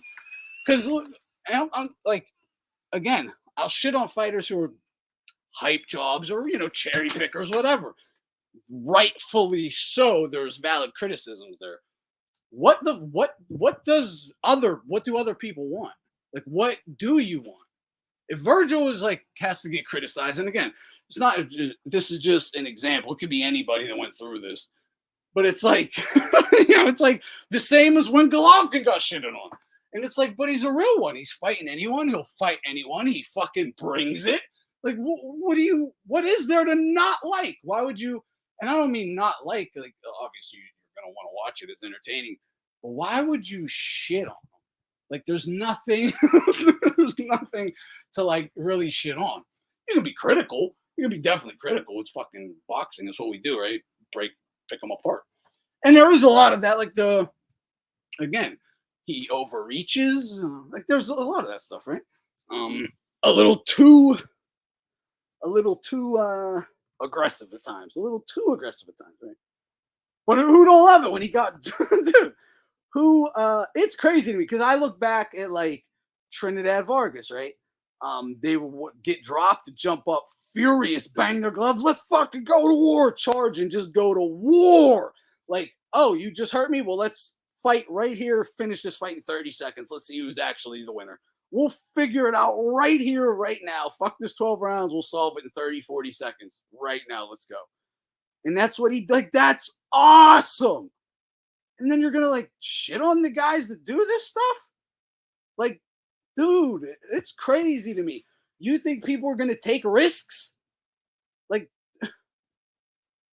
when you see this shit, you should praise it. You know, you could still be like, I thought Bohachuk won it, but like, obviously, I'm not saying that, but like, fucking praise the guys for laying it out there, for giving us our money's worth, for helping elevate the sport. Everything people say they care about, right? But then it happens in front of them and somehow don't fucking matter. Like, just shit all over it. I don't know. I don't get it. Someone needs to explain it to me. Yeah, Virgil's involved in a good fight. I don't know how that means you're exposed. It's ridiculous. It's ridiculous. Dude, like, even if he lost, even if he, dude, he could have got knocked out in the 12th round. That's not exposed. That's not exposed. You lost a fight. What are we talking about? Like,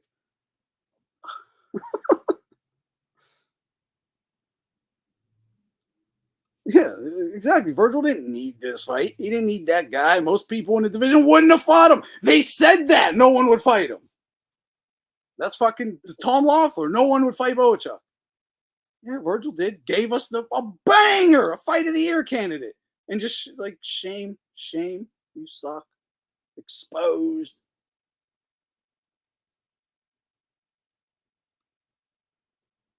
Meanwhile, a guy like Ennis and his team are busy doing all of the talking about fighting Crawford or whatever.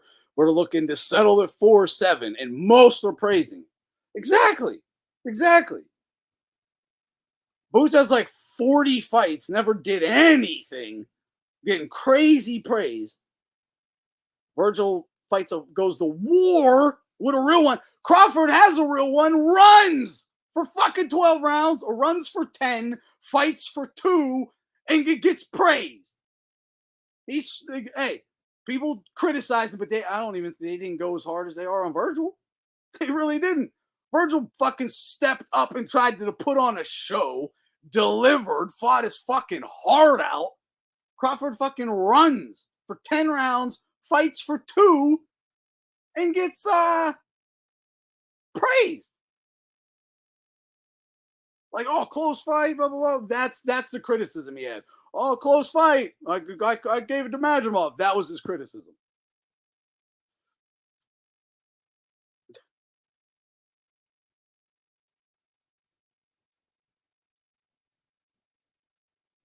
Oh, but there's no reason. Boots and look, Boots and Brian Norman either need to fight next at 47, like fight immediately at 47 and move up to 54, or both of them just need to move up to 54 and throw their hat in the ring, because 54 should be the hottest division in boxing right now. Like, 54 should be the spot. Dude, you could literally send Devin Haney up there. You could send Ryan Garcia up there. They might not do too good, but I'm just saying, you could get some more names up there. You could throw Brian Norman up there, throw Boots up there with Fundora, with Crawford, with Madrimov, with Ortiz, throw Stanionis up there. Dude, 54 should be bonkers. The whole top 10 should be like the top 10 guys. Anyone could beat anyone. Like, they should all be at 54 and be the fucking baddest division in boxing. Yeah, there's Stanionis, Boots, and Norman at 4-7. Boots and Norman both huge. Stanionis, he's not a little guy. They can all go to 54. Stanionis is a little short. But, yeah, dude, fuck it. I mean, either Stanionis, Boots, and Norman need to all hurry up and fight so they can start moving up. Because I don't want these guys, they're going to sit around and do dick. It's going to be 3 years from now, and they're going to be talking about Boots finally having a real fight. T.L. Norman looks to be guaranteed, for real. I heard whoa, what? Wait, at 4'7"? At 47? No way. Tio's gonna go fight Brian Norman. Is it a oh man, I want to know what the is there a Klaus in the fight? I want to know what the hell's going on.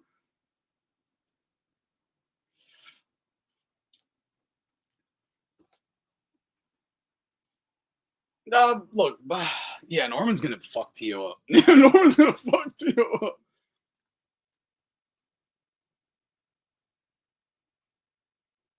What's this?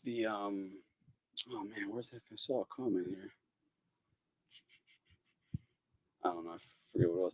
Either way, Boots don't want it with Crawford, man. He just don't. And it's not that he can't win, because the one thing about Boots, he's big, right? Go up to 54, gonna be even bigger, right? Even bigger, even stronger. He should be able to take a punch at 54 because he's gonna have to. He should be able to take a decent punch if he's even bigger at 54, right? If he's actually 47, but whatever. At 54, but he throws a lot of punches. Bud doesn't fucking fight. He doesn't fight. He doesn't fucking punch. Guys who are active are gonna fucking pose serious problems to him. Serious problems. To me, Boots don't want to fight him, and I don't know why. I don't know why. Either he is chinny, and that's why they are protecting Boots drastically. I've never saw this dude he's had like 40 fights, man. 30 something, like 40 fights, whatever. He's fought nobody. The guy is so fucking protected. It's like, to me, Boots must have a glass chin because they're terrified to put him in with someone who can hurt him. They're terrified, clearly. So it's something, right? It's something. They're clearly worried about something. It's either a chin, he might be mentally weak. I don't know, but there's something they're worried about because why won't they test him? If he's my guy, I'd throw him right in with Crawford immediately. Why not? Why not? Unless it is his chin. Because he's gonna get hit. He's very easy to hit, so he's getting hit a lot. But he's a big guy. He should be able to take a hit from Crawford. I don't think Crawford could take a hit from him, though. I really don't. Well, I shouldn't say that either, because this guy is fucking threw everything in the kitchen sink at 126 pounders, and they didn't go anywhere. Yeah, I'd say he can win. I want to see that fight. Boots should have. And the fact that Boots is working with Turki, but Turki ain't talking about Boots fighting Crawford, right? Why, when he's like, if Canelo turns it down, we're going to offer it to Ortiz. Why didn't he say we're going to offer it to Ortiz or Boots or Boots? Well, to me, it's because Ortiz will do it and Boots won't.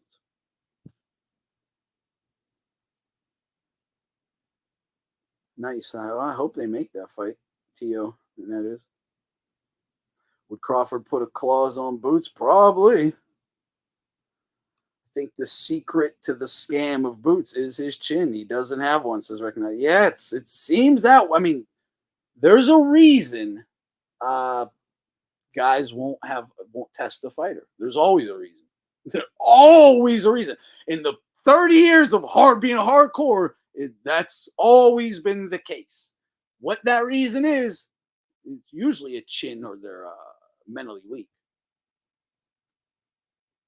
Yeah, Boots is the next Andre, 35-year-old prospect. That's the problem.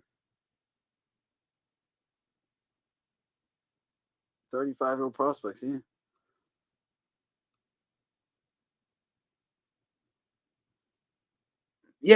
Yeah. I mean, that was we talked about this in I think last stream or 2 streams ago with Aldo. It was like 2 streams ago with the Errol Spence versus Crawford, right? The predictions. Everyone was under the assumption that Crawford was going to have to deal with Errol Spence's constant low blows like everybody else did, right? The jab, right uppercut. The good old jab, boom, straight to the nuts. The good old high jab, boom. Tear your nutsack all to pieces, right? Everyone thought Crawford was going to have to deal with that and took that into consideration. Like, man, if he gets hurt, if Crawford does hurt him, he's just going to punch Crawford in the balls 10 times, right? No low blows at all. First fight you've ever seen from Errol Spence, no low blows. Pretty shocking. Like, what happened there? What kind of clause was that? What kind of clause was that?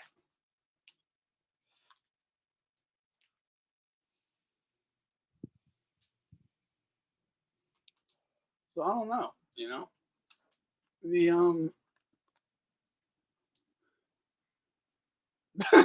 Look, that's the problem, right? I think that is a big problem with these young guys. And I think that's why even like a Canelo is fighting a Berlanga because for the payday, Berlanga will take a clause, a handicap clause, right? Dehydration clause. He'll let himself be handicapped. And a lot of these guys will for the payday. And we're never going to know what these exact clauses are. And again, if they're even written in a contract, right? But why would Errol Spence all of a sudden stop the low blows? Like let's just ask that. Why would he? He could have landed them. So why didn't he throw them? He was clearly made aware. You're not allowed to do that. We're going to call them in the fight. Like you throw low blows, they're going to get called. You'll lose points, whatever. It was that's both ways. That is a clause, right? Because say for Sean Porter, when Porter goes up against Spence, it might not be written in the contract, but the hidden clause, right, is Errol Spence also allowed to low blow you, and the ref is never going to say anything about it. He's never going to mention any of the 50 low blows Errol Spence is going to hit you with. They're never going to be mentioned. So that is a clause in itself. That's a handicap clause in itself. And vice versa. Crawford had a clause where, no low blows. Like it's really boxing is fucking so corrupt. It is so corrupt.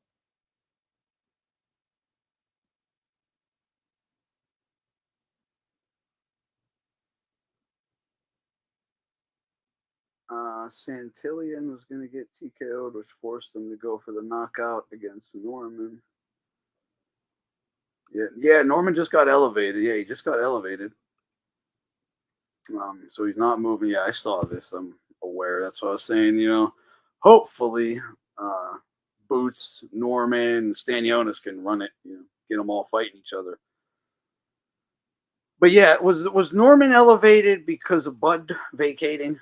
Bud vacated, and then they elevated Norman. Is that how that happened, right?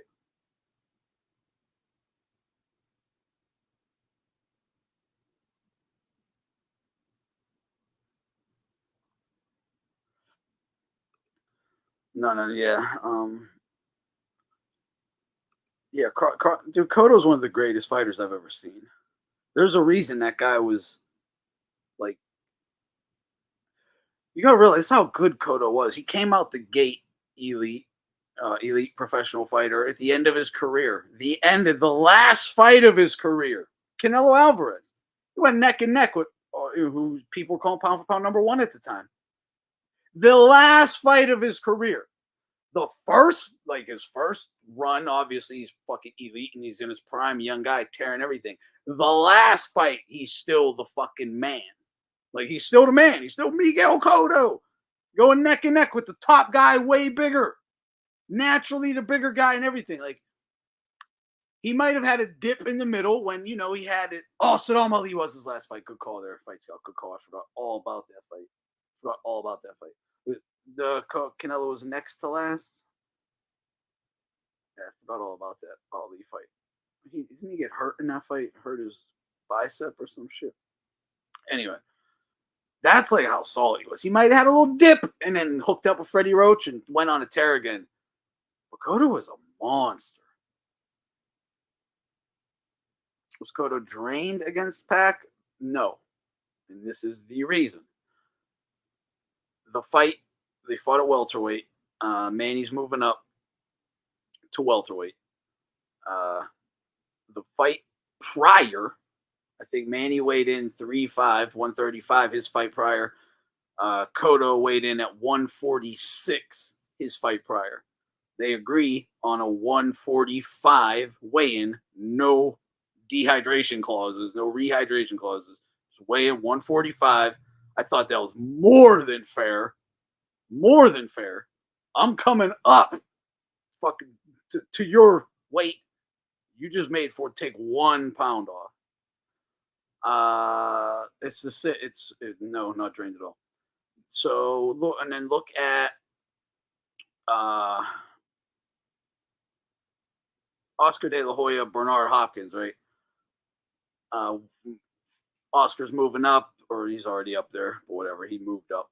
They're fighting at 160. He goes, we're not doing a 160 weighing, Oscar. He says we're going to do a 159. So Bernard has to come in at 159 or lower. He comes in at 158 on purpose to make a point.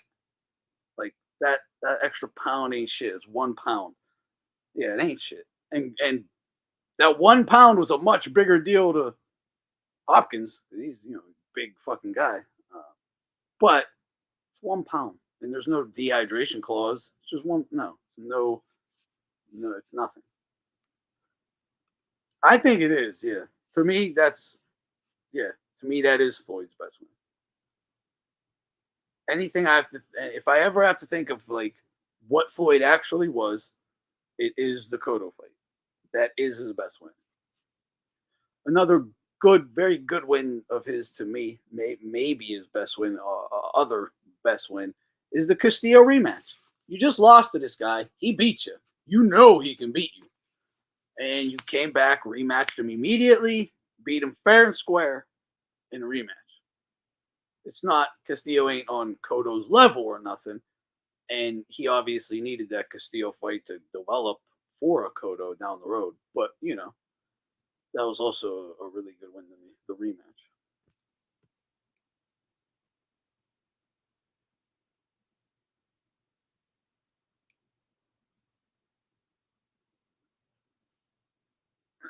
Roman's not fighting down there. I didn't even know that shit was being talked about.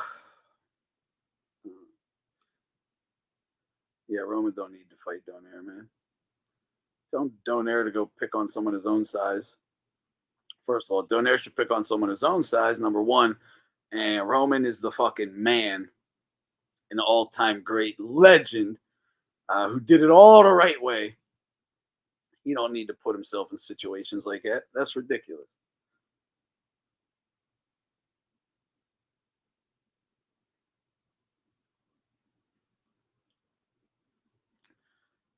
No, definitely not.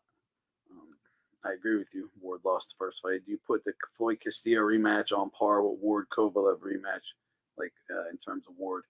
I thought Ward lost the first fight. He did lose the first fight, but nope, not at all. And for the simple fact that Floyd won the rematch fair and square, Ward did not. There was a lot of fuckery outside of the ring. Kovalev obviously just having his whole fucking life crushed. Was not there to win the rematch. Like, he was going through the motions. No, that's nowhere near on par. Not at all. The Floyd Castillo was a much better win. Much better win. Much better opponent on the night. Like, the Kovalev who stepped into that rematch with Ward was not there to win. Going through the motions. Castillo was there to win. He just couldn't. Yeah, Roman should hang it up. If he wants to sit around and make some money, just do exhibitions down in Nicaragua or South America type shit. There's hey, what up, Friesen? Yeah, he sure did. We talked about that. That Bacoli guy's awesome. That Bacoli dude, he's fucking a beast. He's such a beast. Dude, his lead hand is fast. He got the jab, the hook, and the uppercut. Oh, pow, pow, pow. Fast, humongous.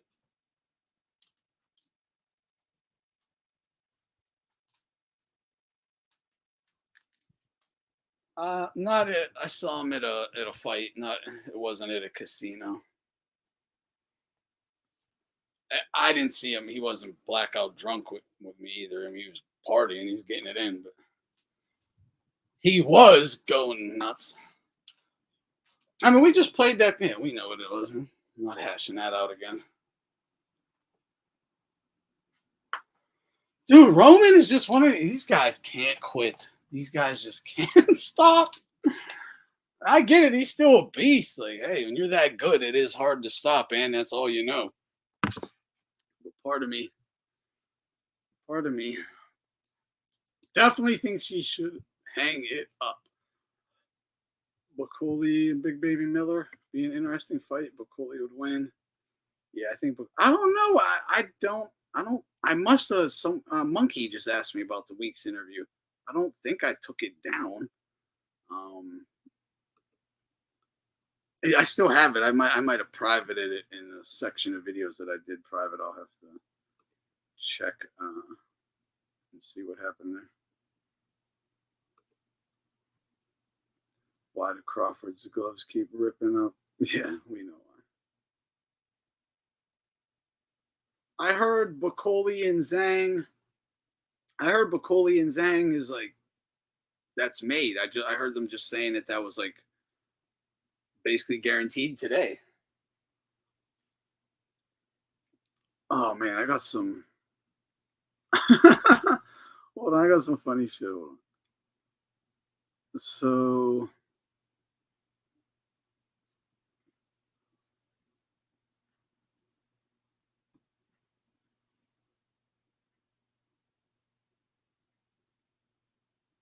Oh, look real quick.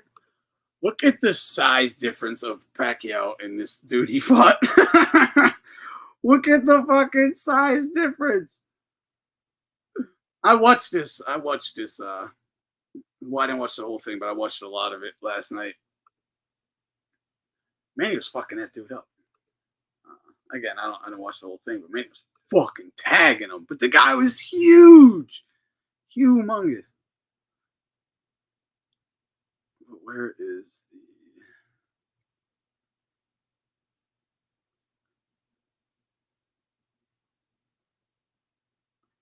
I saw a really funny. Damn, where is it? Oh, did I get rid of it? Must accidentally.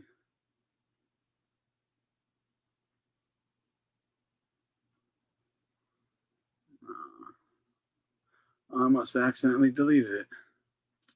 Man, yeah, Pac is nuts. Pacquiao is nuts. I couldn't tell it was a bigger Ward lover, Weeks or Kellerman. Yeah, I mean, Kellerman and Mannix, dude. This is funny. There was someone did a video on this. It might have been Jimmy Dore. It was Ben Stiller. Was interviewed, and he said it was about he was interviewed in regards to Kamala Harris and how he's voting Kamala Harris, and he said, dude, in the interview, Ben Stiller, who's a Jewish guy, right? He said all Jewish white guys really wish they were black guys. That's the quote.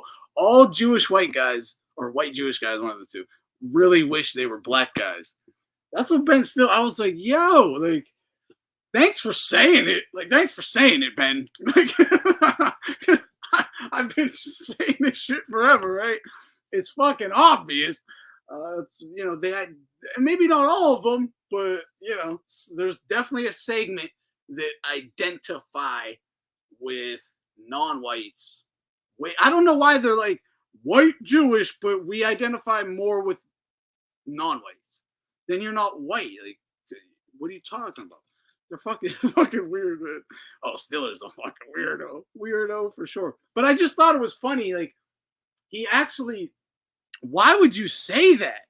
Like, why would you say that? Like, Number one, shouldn't you be proud if you're Jewish? Shouldn't you be very proud to be a Jewish man, like, or just Jewish girl, whatever? Like, that's who you rep. Who you? That's who you are. Be proud of that. Why would you want to be something else? Why? Like, yo, I don't give a shit. I've already, my sister did it, so, but like, say that didn't happen, and I got a DNA test tomorrow that is like, you're Jewish. I'd be like, yo, I'm fucking Jewish. We rock. That's just what it is, right? No, they're like, I'm Jew and I hate it. It's like, what? What is wrong with you? Like, no, you shouldn't hate yourself. You probably shouldn't. Like, I know some people are gonna go, yeah, they should, right? No, yeah, come on. They are convinced whites fear blacks. That is the only reason why. Because they fear them. It seems to be that way, right? But it was I took a screenshot of it. Like, I fucking took a screenshot of it. I was gonna show you guys. I can't find it. I'm looking through my pictures.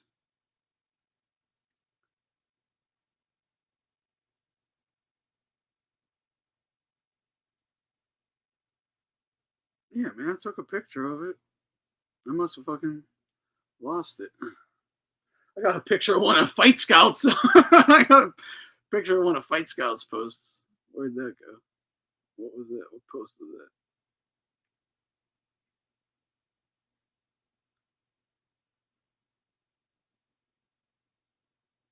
Oh, here we go. Here we go. This is from Fight Scout. Hang on,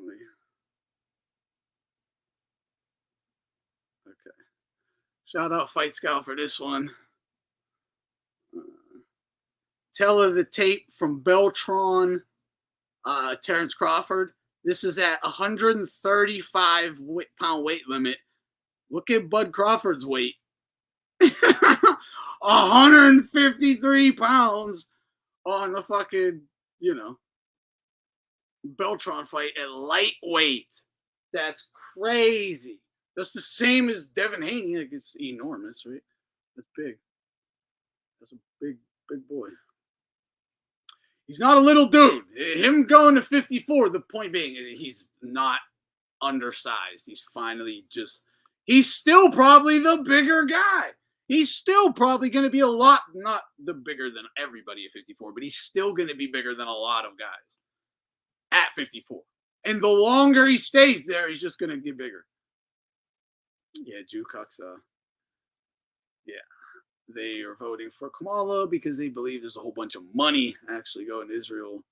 Yeah, but there's like a civil war amongst the Dems, the like liberals with either, the liberal Jews to the liberal Muslims. There's like a actual jihad going on, right? There's like an actual a Jewish jihadi thing going on, right? In the leftist parties, because some are like, half the left is like free Palestine and the other left is like, no, we are Jewish, we can't free Palestine, we want to take Palestine. That's a very weird thing happening on the left right now. Half of the left is take Palestine, the other half is free Palestine. It's fucked up. They're in a weird spot, man. No, I said the same thing, Boogie. I said the same thing. On the Crawford Madrimov card, the DAZN commentators did really good. Sean Porter was the only embarrassment. He's the only one who, like, it was like everybody was told there is no script, just speak your mind. But Porter refused to go off script. Everyone else was just, saying their own thing.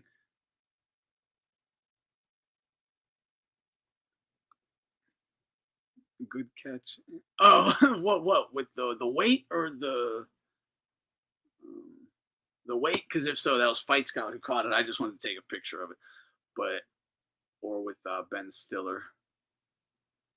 But yeah, man, like Mannix, dude. Who is that other guy who's on DAZN's? Is it Mauro Ranallo? Is the guy who was with Mannix and Mora and Porter? Mannix, Mora, Porter. Who is the other guy? Is that Mauro Ronaldo? Is that who that still is? Because if so, I always would like clown on Mauro uh, because he comes Ronaldo is short. I thought so. So who is that other guy with them? Who's that? Because that dude was fucking cracking me up. That dude was, I don't know. Is it whoever was with them was fucking was cutting up. Todd Grisham, okay, Grisham kept clowning Porter, made Porter look really stupid a couple times, and had funny jokes. Like they were, dude, Grisham, Mannix, and Moro were having a good time. I thought they worked well together. I was like, hey man, I give Mannix a hard time when he, fucking lies, right? When he lies. So when he did a good job, I gotta say it. I thought he did a good job. I can't, hopefully, let's praise when he does a good job. He'll keep doing good jobs.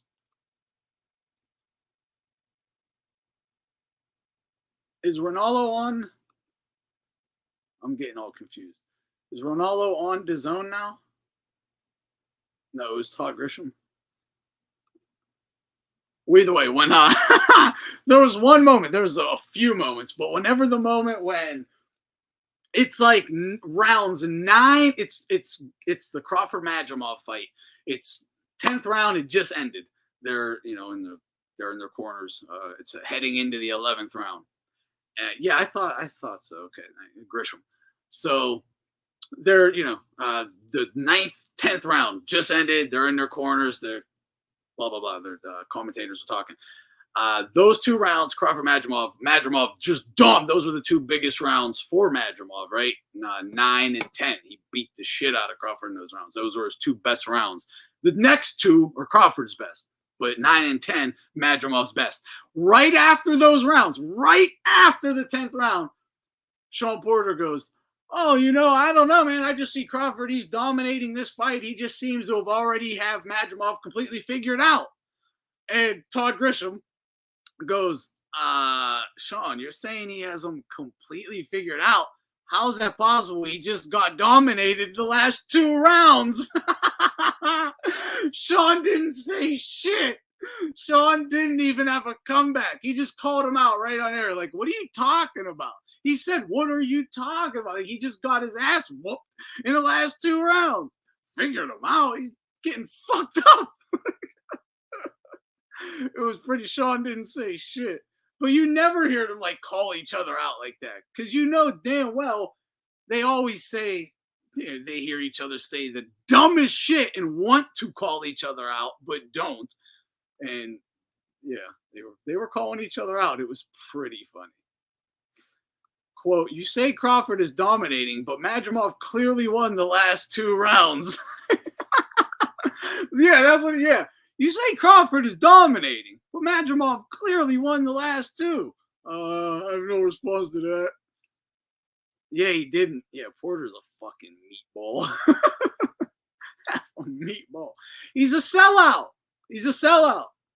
Hell of a little rumbler, brawler, rough and tumble, exciting fan favorite, right? But he's a shill. This is the thing. This is why, everyone, you guys who have been here, especially, Sean Porter was one of my favorite fighters. But I lose respect for you when you don't need money. Like, I could understand it if Sean's like, yo, I am broke. Someone stole all my money. Like, I got kids. I got to fucking do what I got to do. These people are offering me a fat check. I'm saying whatever they want me to say. Bradley, too. Yes, Bradley, too. Well, Porter and Bradley's, both of these guys were 2 of my favorite fighters. But, and anyone who's been around knows this, but the second you start lying to me and telling me I don't know shit about boxing when obviously I know what I'm talking about, and you don't need the money. Bradley either. Both Bradley and Porter have made a ton of money. You don't need the money and you're shilling for pennies. Like pennies. You're getting like $2,000 a week or something for ESPN. $2,000 a week. Tops. It's something ridiculous, right? You don't need the fucking money. And you'll shill for pennies. So you have, I lose respect for you. It's just that simple. I lose respect for you. Yeah, it's not. I shouldn't even feel bad about saying that. Fuck you. I lose respect for you. You're a sellout. Dude, when I don't, whatever happened to being a sellout is a horrible thing. Like being a sellout, a shill, a corporate mouthpiece, that's a horrible thing to be. My whole life, that has been like one of the worst. Like one of the worst things you could be. Like that's a fact. And these people don't even need to do it. Like it what's the why should an OnlyFans whore get shamed for getting a bag by using her ass or whatever, right? This dude just getting the bag, but he's using his ass too. It's the same way. He's being prostituted. That's all you're doing is you're being prostituted. Here, take this money, do what the fuck I say. Like, and go against your whatever, not theirs, society's moral compass, society's the barometer of truth and reality. Go against all of the betterments of everything for this shekel. What's the no? Fuck that 304 and fuck this show over here. It's the same thing.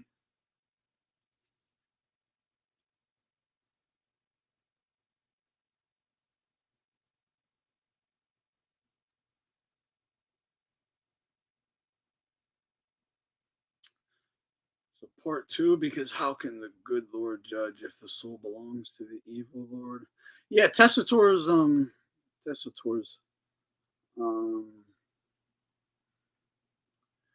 no, yeah, a lot of these, yeah, it was Tessator. It was Tessator. Yeah, Tessator is a good commentator. He's average, right? Just very milk toast vanilla, but average, right? He's an asshole in person. He's an asshole in person. I met him. He's super fucking arrogant. Like he was real arrogant. I didn't try to talk to him or anything. I wouldn't, but I saw the way he treated other people who did. It was very off-putting. When like there were fighters there. Like there was Roy Jones was there. He was like a superstar at the time. Giving people love. Tessitore was like disrespectful as shit. It's kind of crazy.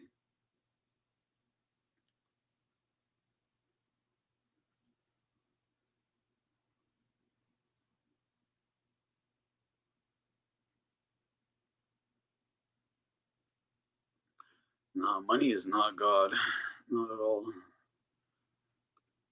It's not even close. I mean, to some people, maybe, I guess, right? But the thing with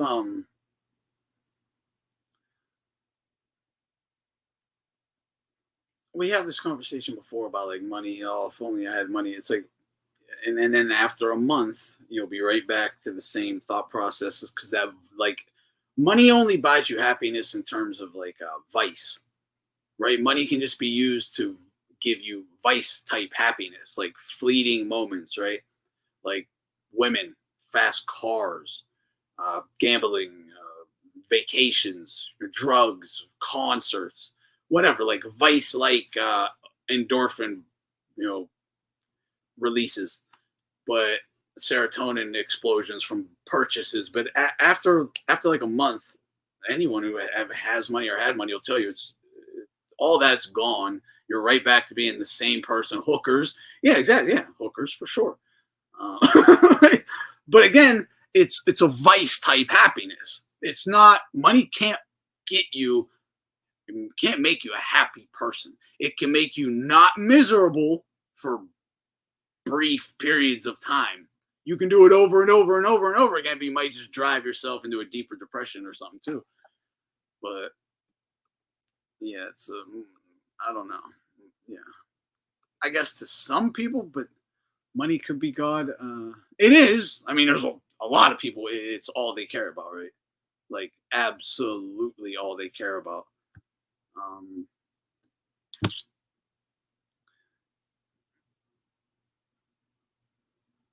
yeah, I don't know. I don't. You obviously need it. You obviously need it to be relatively comfortable, but it's not, once you're comfortable, that's, you have to then become happy. The money ain't gonna do it. You'll just waste it all. Just piss it away on hookers.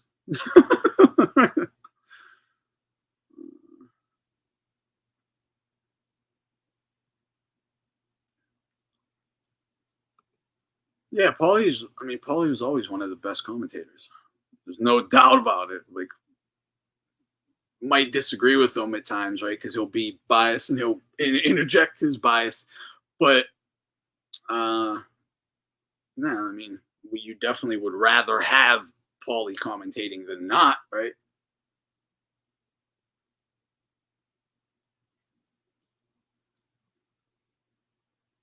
Both the girls sold OnlyFans on a DAZN Misfits fight last week.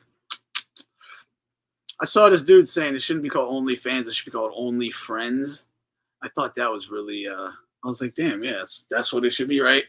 You're giving me money to be only my friend. I actually like that. Only friends. I like that.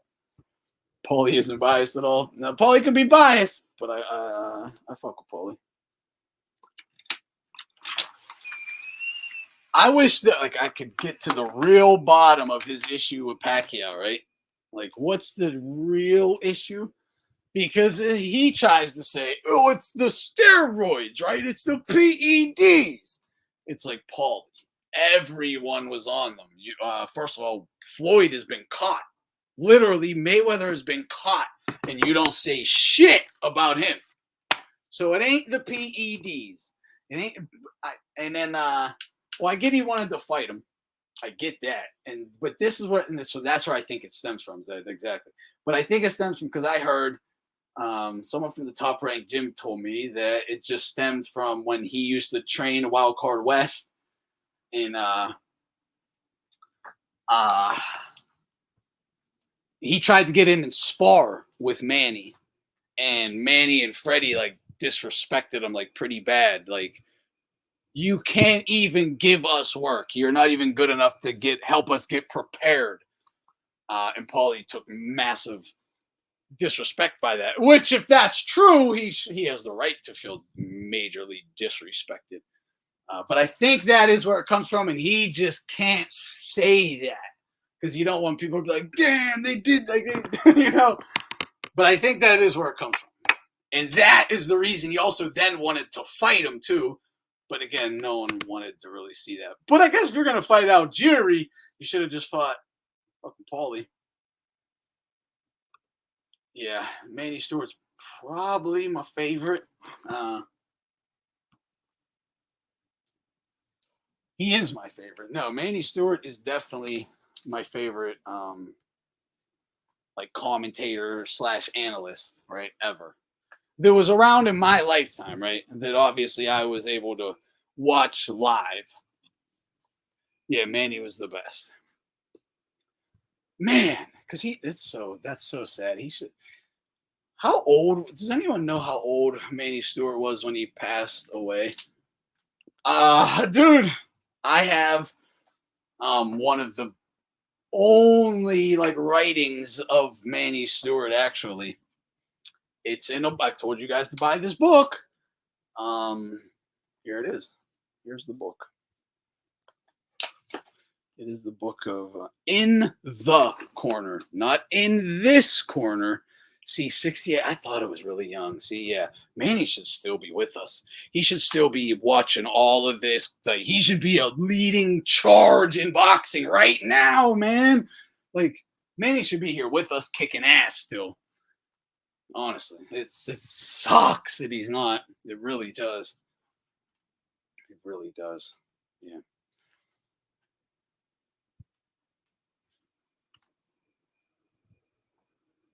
Larry Merchant is 93.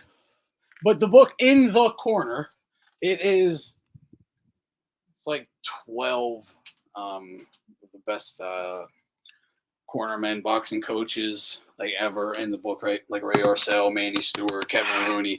I think Angelo Dundee's in it. But there's like chapters on sections or whatever, and they're like interviewing the fighter or the trainer, and the trainers are telling you like advice, good advices, right? But giving you good advice, telling you never before heard stories, um, stuff like that's where there's a lot of good stuff. But Manny Stewart's has a really good section in it. Manny Stewart has a really good section in there. But yeah, I wish he had a book as well.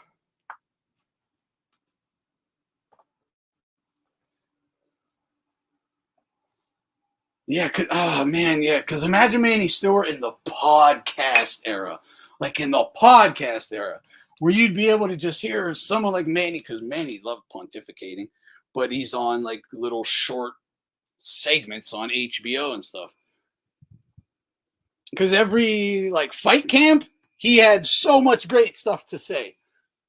Now in the podcast era, where you could just give him like a podcast his own, like give him like 5 hours a week to talk about boxing.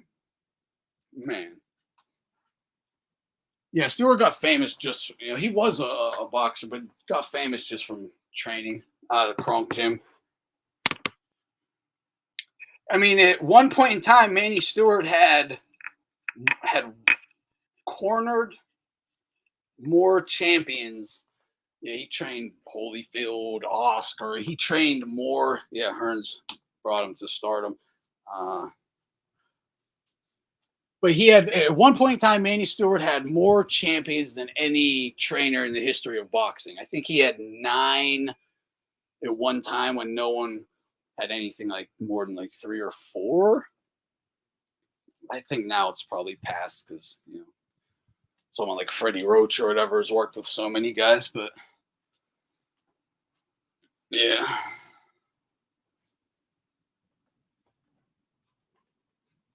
I believe Manny Stewart was passed on as a prospect, and that pushed him to try and break the system. maybe. Yeah, it happens. Oh yeah, that's what I'm saying. Manny would have exposed everybody. Social media would have hated him. Oh my God, could you imagine him having to watch Shakur Stevenson? Could you imagine him having to watch Shakur Stevenson? Because he didn't hold his tongue; like he let it out. Yeah, the whole jab and grab thing, uh, you know, did tarnish it tarnish him a bit, but not enough that it matters to me. Um, because what I did, the one thing I did, it's a tough situation, right? Because Manny he talked about this, he addressed this criticism that he was receiving back then with Lennox Lewis, and he addressed it in that my guy's chinny. If you get inside, I'm gonna have, I'm gonna have my guy clinch. I'm gonna have Lennox clinch until the ref tells him stop it, or I'm gonna take a point. And he said it is up to the ref to do his job. You know, and it's like, yeah, you're right, right. I get that, but Lennox is the champion. He's the A side. Blah blah blah. Is the ref really gonna take a point from him? You know what I mean? Is he really gonna take a point from him? Oh, you're talking about young, skinny pun, and Shakur, skinny pun. Is that what you're talking about? I never even thought of that, but you are right. That is funny. Yeah, I agree. Technique. I agree, and I think Bochuk could easily win a rematch. Easily lose it too, but I mean, he can. I think Bochuk can beat anybody at 54. This is my thing. I was saying technique. I think all these guys at 54, Madrimov, Bud, Ortiz, Bochuk, Zoo, Fundora, even throw Spencer or not Spence, throw Boots up there. Honestly, again, throw Norman's ass up there, throw Stanionis up there, really even 2. They should they can all beat each other. Anybody can win on any given night. Them are all very evenly matched guys. Styles make fights, the determination, the heart. Rob, you were that. Can you come on, Aldo, and explain? Because I robbed, or you mean you just thought he won? Because I was saying earlier, how can someone say robbed? Like I thought Ortiz legitimately won, um, but a close fight, a robbery. Didn't score fight night, but rewatch it. And the best Vergil got a draw. Um, are you scoring both knockdown rounds 10-8s? I don't even think at best it was. I think he won, even with 10-8s. But to me, the first round, that shit should not have been a 10-8 round um, at all. But it's so the fight to me was a lot like Madrimov Crawford in that I can't say Madrimov got robbed. Like, and if Madrimov got the nod, I couldn't be like, that's not a robbery to me. That's a fucking close fight. And dude, the cards could have been crazy on both fights. It could have been, yeah, round one wasn't 10-8 for me either. I couldn't give that 10-8. It was a 10-9. Um, yeah, but he battered him. Yeah, yeah, I agree. I agree.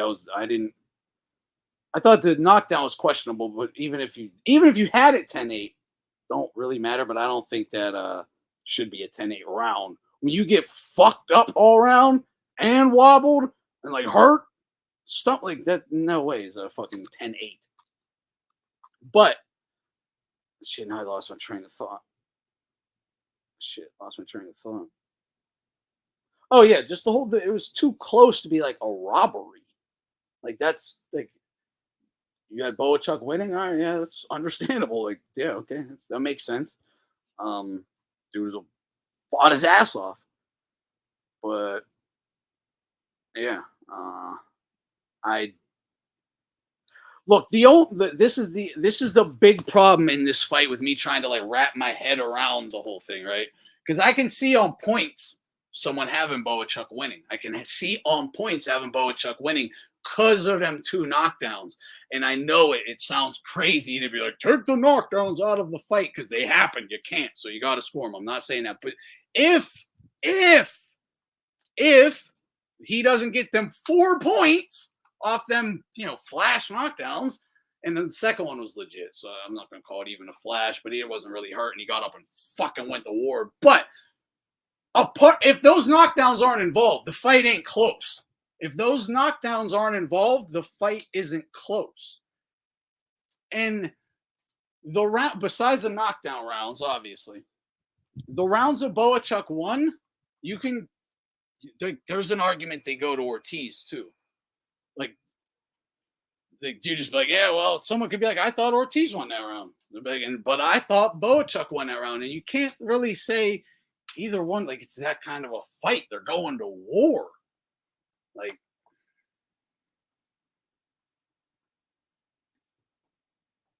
he had to score 8 rounds to win, which is if again, what I mean, I thought he did do that. I thought he did. But again, that's if you're scoring 10-8s. But my point stands. It's like exposed, or robbed and all that. It's again, if the knockdowns didn't happen, it's not even a question. It's like if the knockdowns didn't happen, it's not even close. So I'm just saying, like, in terms of who they are, like the boxing that happened, apart from flash knockdowns and the knockdowns when they happened, he did like the right thing. You try to come back, dominate the rest of the round, try and drop the other guy or whatever to, get it back, equal it. The second round, he got up, the second knockdown, he gets up, goes to war. But yeah, and he did good. He hurt him, but Boachuk started to come back himself. So I give him 10-8 on that one, right? I'll give him 10-8 on that one. But the round one, that's 10-9. That's 10-9. And you can even give it to Boachuk. Like, I thought that was like, it's crazy, but that round one is not 10-8 Boachuk. It's just not. And it ain't a bias towards Ortiz. That's a clear-cut case of when a knockdown doesn't give you a 10-8 round. That's a fucking perfect example of a fucking knockdown doesn't guarantee 10-8. when it's a questionable flash knockdown at best, and you get fucked up the whole round and hurt, like really hurt. No, 10-9 Bohachuk. Round one, I give 10-9 Bohachuk. I give round one to Bohachuk. I just don't give it to him 10-8. I'll give it to Bohachuk. But 10-8 is just crazy.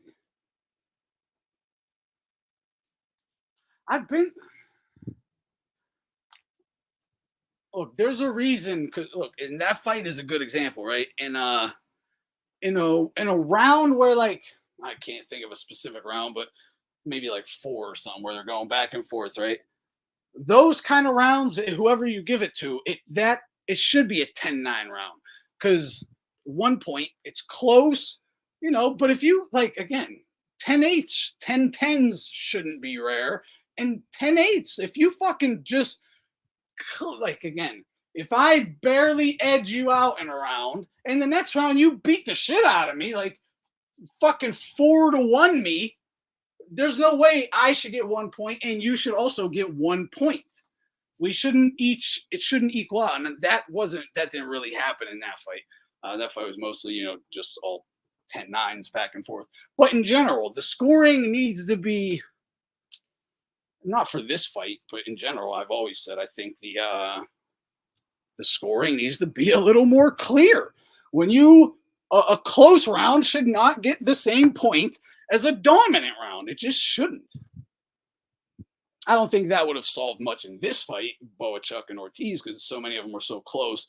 But in general, and that 10-10s should also be used more as well.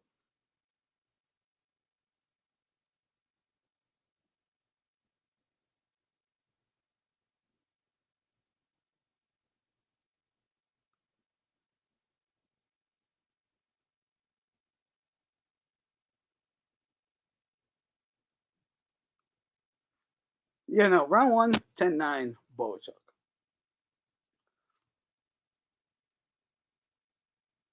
And that is something that Ortiz needs to learn from. Again, you don't just try to just keep forcing knockdowns and just like, calm down, relax, and you won't put yourself in these positions to be out of position, get hit, and go down, right? Because it's not like he was um like, flattened or whatever. But if you don't kill your gas tank, if you settle down a bit and box more, power box, change up the tempo and the speed and power of your shots, just settle it down a bit, you won't end up in these situations where you end up getting dropped, and now look how close it is on the cards. Now you're at the risk of losing. Like, because I was saying this earlier, Aldo, going in around like 11, I'm like, oh, Vergil better get a knockdown. Like, I was like, Vergil needs a knockdown to ensure victory. Like, if he can drop Bohachuk, it's a guarantee he won. It's a guarantee he's gonna win if he just gets a knockdown. If he doesn't get a knockdown, it's up in the air. It's up in the air. The shit can go either way. That's where I was at that point in time, and they fucking great. The rest of the fight hurt him, but didn't drop him. Kept hurting him, couldn't drop him. So I'm like, oh man, it's a close one. It's a close one. And it's one of them fights. It's like Crawford Madrimov, different in terms of like action and whatnot, but the closeness, to me, you can't call either one a robbery. It's just like literally ridiculous, but because it's not. But whatever. The fact, the knockdowns, it really sucks to see either guy lose, right? It really does suck to see either guy lose, because to me, Ortiz, out of the 12 rounds they fought, Ortiz was the man. He was the boss in the ring. Yeah, Bohachuk is such a ringer. Definitely. Yeah, Vergil 1 needs a lot of work. Agreed, he won. But again, like the shit, lost my lost my train of thought with Allen. I got it out. I got you out. Um, I forget what else I was gonna say.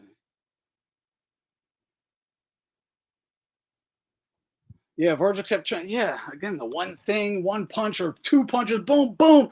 Instead of because, like, I think it was the 12th round where he was just like pitter pat, and then explode and was doing great. Then, like, that was actually backing Boachuk up, and he didn't know what to do at that point. So hopefully he can learn from that and start to, settle down, not put everything on every punch, getting off balance, and then you can get hit with a little right and go down. But I just think like it's hard. It sucks that either one of these guys should lose. I understand that, but out of the 12 rounds, I thought Virgil was the boss. Like he was the boss in the ring. There's no fucking doubt about it. However, if that shit was like a 15 rounder, all different, right? I don't think Virgil would have been able to survive because Boachuk was fresh as a daisy, coming on strong. Not fresh as a daisy, but he was coming on strong, and it was getting bad. But obviously, Virgil knew we only have 9 minutes left, so I'm gonna empty it out. Boachuk knew that too, and wasn't emptying it out. Like I thought Boachuk needed to do more through the whole. Like he just kept getting edged out. That was what I noticed. Like if he just did a bit more in them rounds, he would have won, or maybe whatever. Maybe he didn't do it because he was afraid he'd get knocked out or dropped, right? But Virgil, it was super close, but Virgil just kept edging the rounds out, man. He just kept edging the rounds out.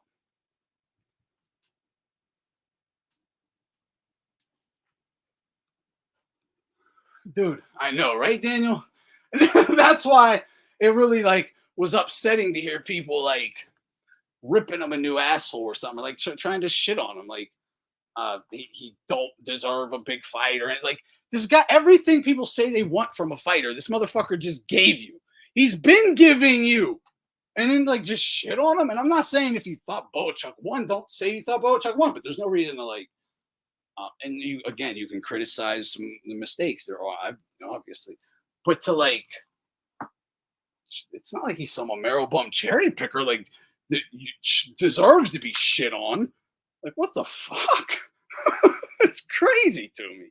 Like why you get a real one and then two real ones, but how you can't give them? I don't know, man. When Gaddy Ward, no one was like, "Oh fuck him, fuck that one guy, fuck the other guy." Oh, Gaddy should have got it. Fuck Ward or fuck Gaddy or none of that. Like who? No one cared. They love the guys. They love the heart, the determination. Like, dude, what you say? People say they want real ones, the best fighting the best, and then when you get it, you're like, fuck that guy.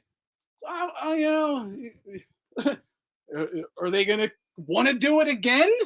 Or they gonna want to do it again, right? You think Boots is like, man, I should go fight Madrimov or something now? He's like, what if I go neck and neck? What if I go 50-50 with Brian Norman? And then everyone just says, oh, he's a bomb. Why risk it?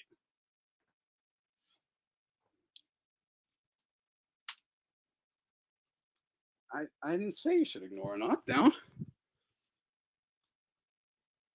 When Virgil did have adversity, he showed the ability to come back strong, kept fighting, no break, no bend, no give. Got his lick back every fucking chance. He usually ended the round with a big punch or a big combo. Like he not only would start strong, he would finish strong, fought strong the whole way. I mean, if that's a losing, if that's a fucking losing fight, I got you. If that's a losing fight, I don't know what to. I don't know. Oh, yeah, I heard. I heard. They're announcing Haney's comeback. And Shakur's next fight is If We Care. Yeah, who did I just heard someone with Shakur. Shakur versus shit, my who are they talking about with Shakur?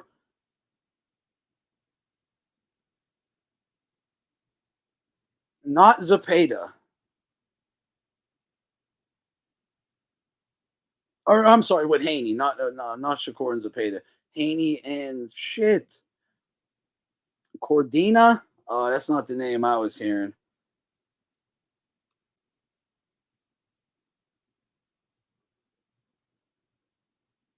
I forget what it was. No, it was actually like not a bad matchup for Haney for a comeback fight. I can't even remember. But yeah, I mean dude, did you guys see the video of Haney like walking with the weights over his head? He had like one weight at his side and one over his head, and he's like walking for balance. Have you seen this? It's on like Fight Hub or something. Well, dude, he just looks bad. His knees are wobbling as he's walking. His jaw still looks swollen. Man, yeah, he's in trouble. Yeah, Haney kind of is just going away. He's going to stay in shape, but I don't think he wants to fight. Um, I don't think he wants to fight.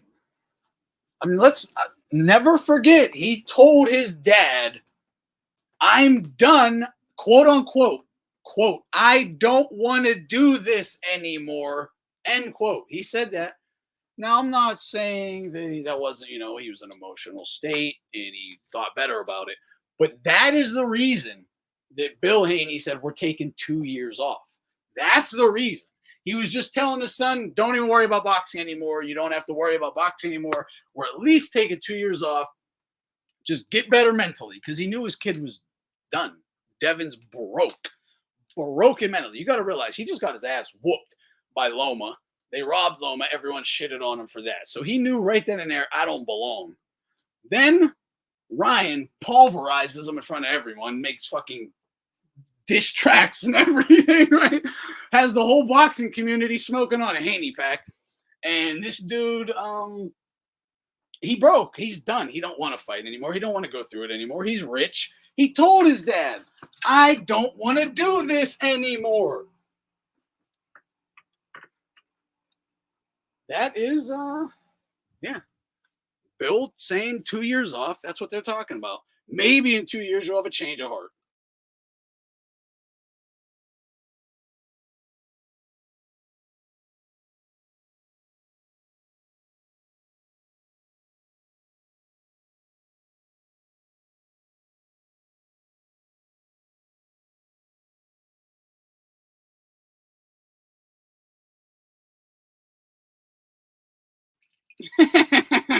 They were. They really were low key fire. Uh,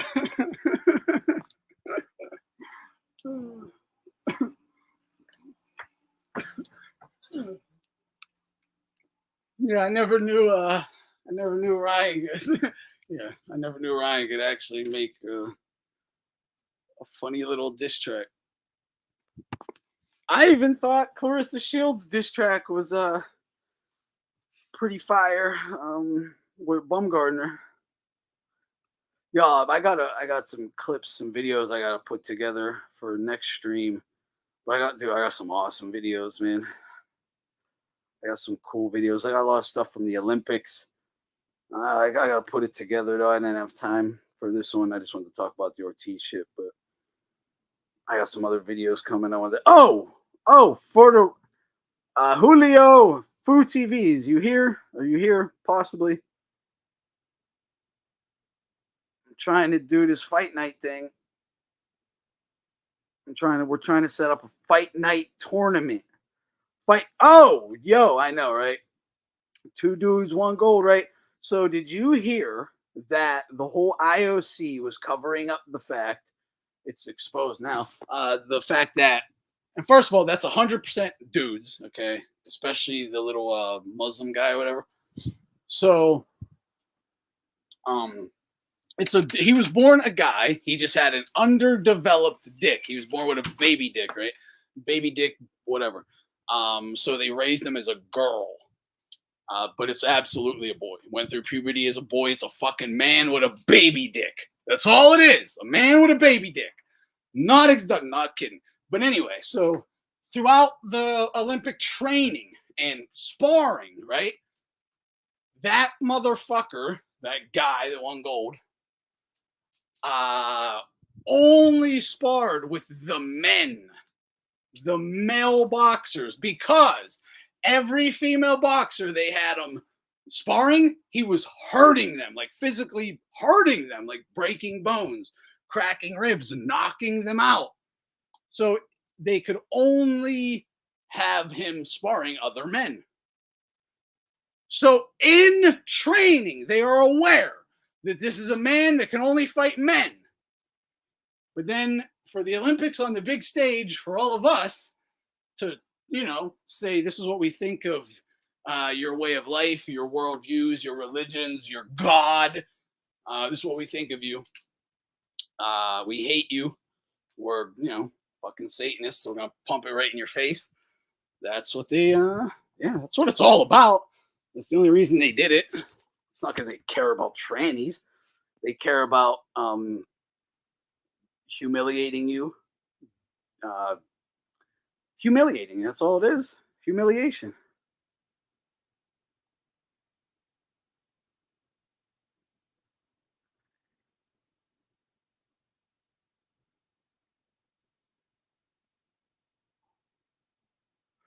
Like imagine you go to China or you go to Israel or you go to, we'll just use them. You go to China or Israel and you make their top athletes, the top, women athletes compete against white men and just let dudes beat the fuck out of them, right?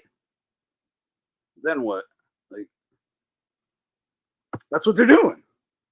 That's what they're doing. They're doing it for a reason. Yeah, I've talked about yeah. Thank you, man. I've done so many fucking videos on the IOC back in the day, and talking about Olympic boxing and amateur boxing and Olympic mainly. Yeah, the IOC is one of, if not, just the most corrupt organization in the world. The fact that their narrative is seen as fact now is disappointing. Aldo, think about this.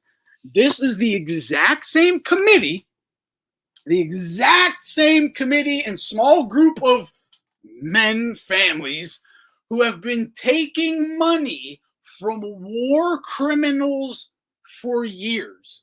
Like, that's what they do, right? Like, oh, wow, you fucking killed 1 million people in your country last year, but you want to host the Olympics in 3 years? Well, you better give us like $500 million. Oh, here, you can host the Olympics. You're a great nation, great world leader, champion for democracy, right? But yeah, and ban Russia. I wonder why they do all this, right? Why do all these people who we know to be evil, fucking demonic beings hate you? The same people that hate you also hate Putin and Russia. Like, shouldn't that tell you something? Ban Russia for doping when I don't think there's probably been more Americans caught doping than anyone in Olympic history. like, for real. But yeah, if the same people who hate you tell you to hate another person, you should probably side with that person. Not always, obviously, do your research, but you should probably question. You shouldn't hate them. You should definitely wonder why.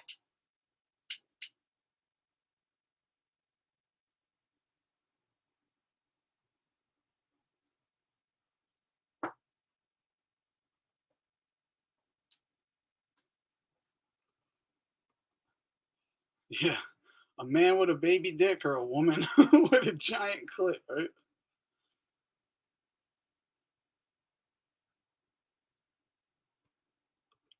Ain't that true?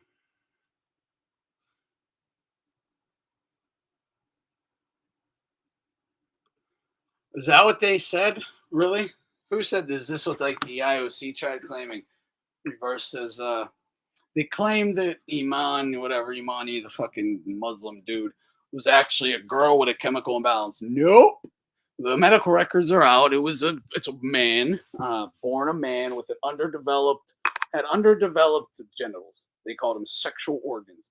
That's the paperwork I saw. Underdeveloped sexual organs. So they raised him as a girl, but he went through puberty as a man.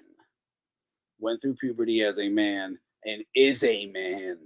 And in fact, I just saw a doctor talking about this yesterday that even though born with underdeveloped organs, sexual organs as a baby, when he goes through puberty, it might kickstart it all and develop like kind of normal. And they haven't told us that. You know, I think it's from. Is it from Pakistan? I think it's from Algeria.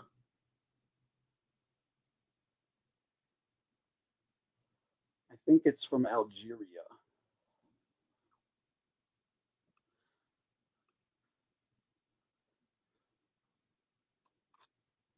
Yeah, I mean, the enemy of my enemy can definitely, possibly be useful, right?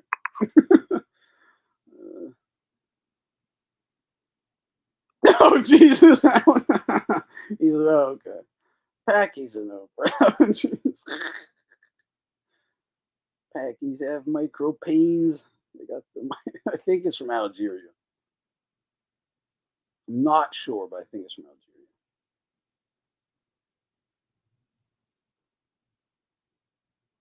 I just find it gross how smug, um, how smug that he's being too, beating up women and then being like arrogant and tough about it. It's really gross. But again, you have to understand why. These people ain't just like you and me who think they have a completely different worldview. They hate your worldview. Everything you think, they're thinking like basically the opposite. Um, they want to push. They want the world to be a complete disaster of evil and degeneracy and sex and crime and honestly, I mean, freaks. Drag, dude. These are the people who told you drag story hours should be normal. Like, think of that. Think of that.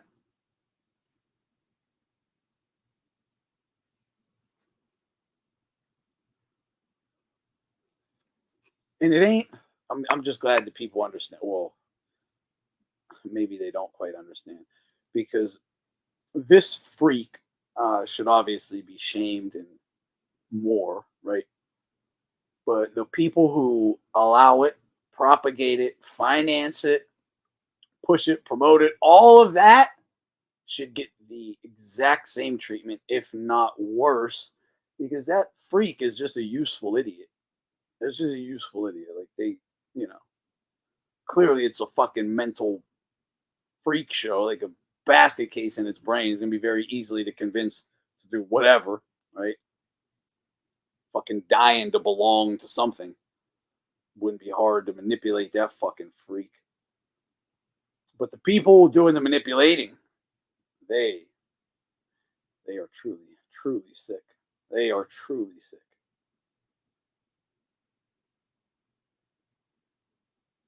They're the ones who made that thing like sick. You got to Uh, all right. Yeah, I think I'm gonna get out of here. Grossed myself out thinking slightly depressed now. Not even kidding. Not even kidding. Just got slightly depressed.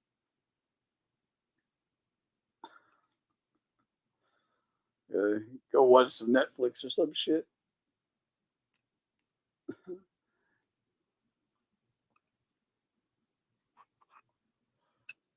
Yeah, man. This is like what Clarissa Shields has been working towards. I'm telling you, man.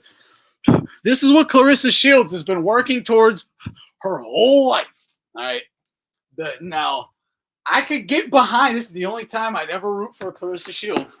I'm gonna get behind her with the tranny flag and the American flag in one front row, right in her corner. Absolutely. This is the thing she's been working for her whole life. You're the baddest female boxer, pound for pound, heavyweight champ, all that on earth. This is your Rocky to Drago. This is your Rocky moment. Step it up. Eye of the tiger. You gotta step it up. Go beat this motherfucker. This freak show. This, all this extra testosterone, the technology, Drago, the drugs, all that blah blah blah. This is your moment. You gotta step it up and go handle business. She doesn't want to have to beat the shit out of an ally. She doesn't want to have to beat up an ally, though. This is her homegirl. This is why I don't fuck with Clarissa Shields. Because, number one, you can't say, well, that's a man, I won't fight her, right? Or him, because you said you'll beat up, you said you would beat up Thurman and that other little Russian guy and all kinds of men, right? So go beat this fucking sissy up. This ain't nothing but a jailhouse tranny. Like, what the fuck? On the bright side, if Shields had lost, it would prove she's a woman after all. Definitely. It's a win-win. It's a win-win for Clarissa, right?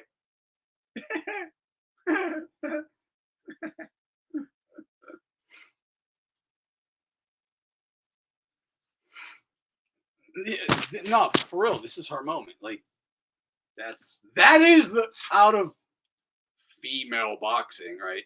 Quote unquote female boxing. Clarissa versus that thing is the fight to make. It is the fight. Oh my God. Holy shit, Alan. Mo Skills versus Buffalo Bill. Mo Skill versus Buffalo Bill. Well, it's so true. That's awesome. I love that name too. That's fucking hilarious. That is hilarious. I like it. I'm definitely fucking rooting for Mo Skill all day. It is, man. It's Buffalo Bill. That's what that fucking thing is.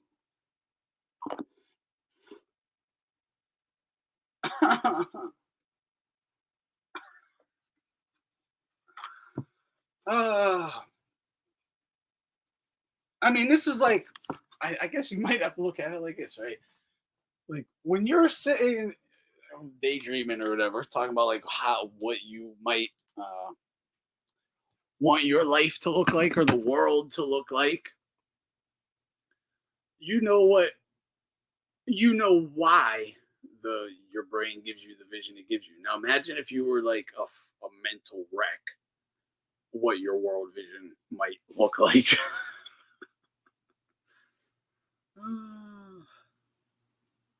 I want to fight me so hard. Holy shit, dude.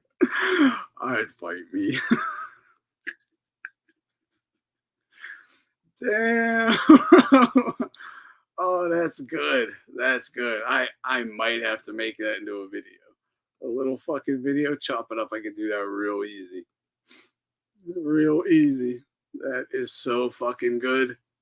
That is so good. That's just like the Dave Chappelle shit. Like, gotcha, bitch. Psych. Gotcha, bitch. And still.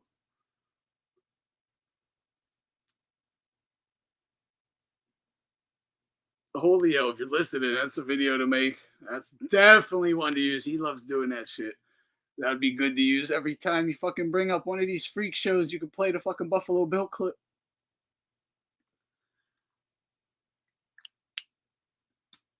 Yeah, we're trying to get a damn fight night, fight some fights, a tournament or whatever. Julio, Food TV, is supposed to host it. He said he was gonna jump on tonight. I hope he does. Trying to whoop someone's ass in fight night tonight, man. I'm gonna fuck someone up.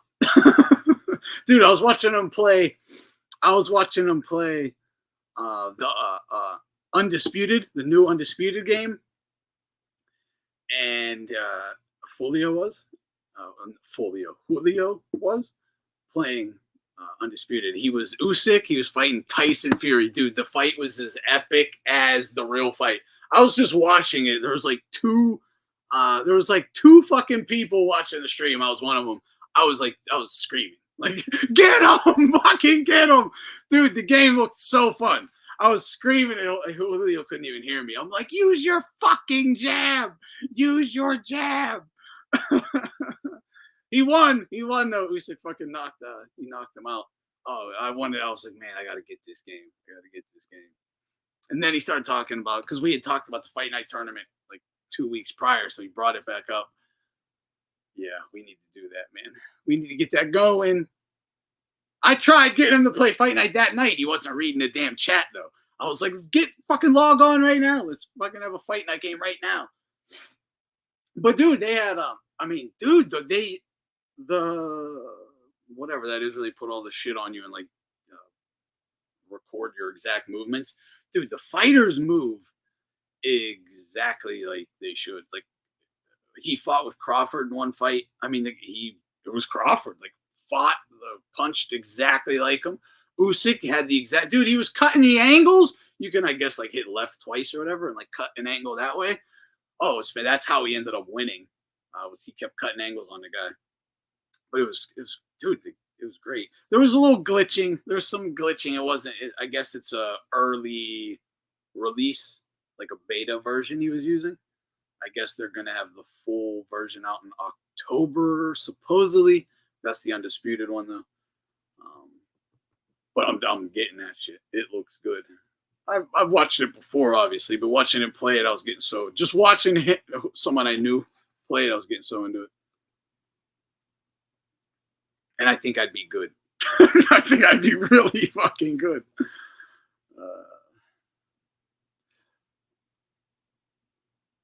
Yeah, and again, I am hoping. Yeah, there was clearly some bugs in the game, Undisputed. From what I heard, like over a year ago, what was going to be in the career mode for Undisputed was the reason like I really want it. I'm hoping the career mode is as detailed as they said it was gonna be. Yeah, but it's better than nothing or a 12-year-old fight night. That's how old that game is. 12. Come on, EA, step it the fuck up. Like, even just release you don't even have to have real fighters in it. Just release like one where we have to create our own. Just revamp the old one and let us create the guys. I don't give a shit. Just give me the machine to work with.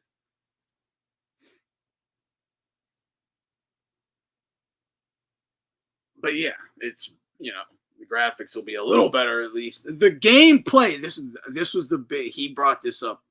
Julio brought this up, and I think this is going to be.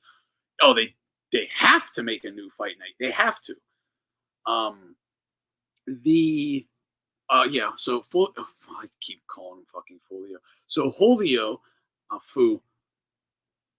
When it comes to the in fight night, you could like throw a half a punch, because if you're using the stick, if you don't push the stick all the way, your punch won't extend all the way. You have to like flick it to extend the punch the whole way. From what he said, in Undisputed, you either throw a punch or don't. Like, there is no feint with the jab type thing. You can't just feint with the jab and then bink, stick it out the whole way. You just throw the jab. You just throw the jab. That, they have to fix that. They have to fix that. Because that's like, that alone just multiplies like the levels of realism. Because if it's like just hit A and you throw a jab, A jab, A jab, it's the exact same jab all the time. Like, no, you got to be able to mix it up. That's why the joysticks were great. Punching with the sticks. Because you could cock a left hook. You don't even have to throw it. Just cock it. You just whoop, cock it, and just to get the look, and then bink, stick him with the jab. It's fucking great. Like when he said they didn't have that in Undisputed, I was like, ooh, that's like that's that was a big reason why I was like, I could have downloaded Undisputed and fought him, I guess. But I was like, I'd rather fight in Fight Night. I don't. Yeah, so my Twitter, I think my Twitter is at Thunderdome88. It's all lower cases, just at Thunderdome88. I believe that is my Twitter. I don't have my name. I'm on Xbox for the record. Um, Pretty Boy Floyd was in one of the old Knockout Kings. He was like in Knockout Kings, I think, or maybe it was like the original Fight Night. He was in one of the real old ones. I think code name for the new Fight Night is Moneyball. Julio pays a lot of attention to that, and he said that they are developing one in Fight Night. EA is, because they don't want to lose the boxing market to Undisputed. Since nobody came out with like a game to steal that market, they never created a new one.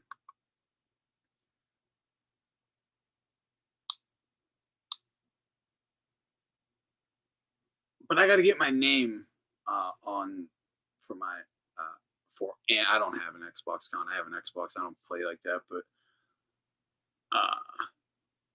I'll have my name soon. Like when my kid comes downstairs, I'll have him give me an account. The one I play on, I forget what it's called. But if anyone wants to fight on Fight Night tonight, tomorrow, whatever, let me know. And again, Julio said he's going to do a stream tonight.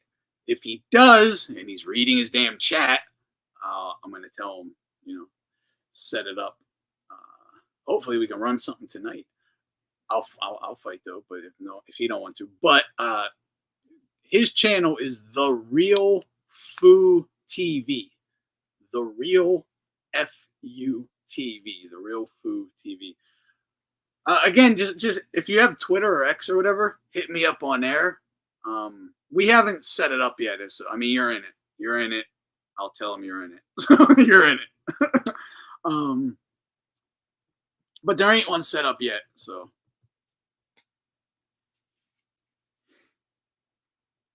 But hit if anyone wants to do the Fight Night thing, hit me up on Twitter.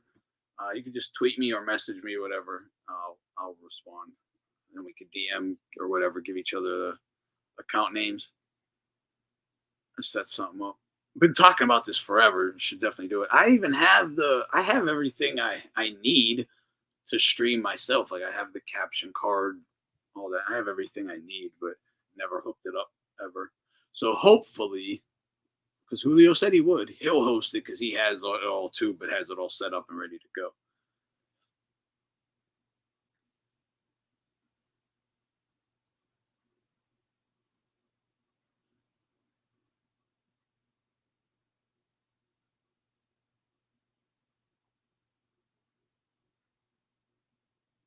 I don't know why Fight Night was such like it wasn't like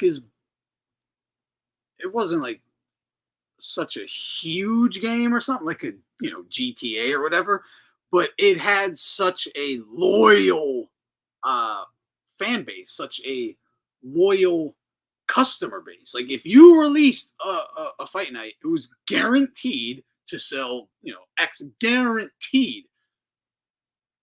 Every boxing guy or who had a game system was buying that shit every time.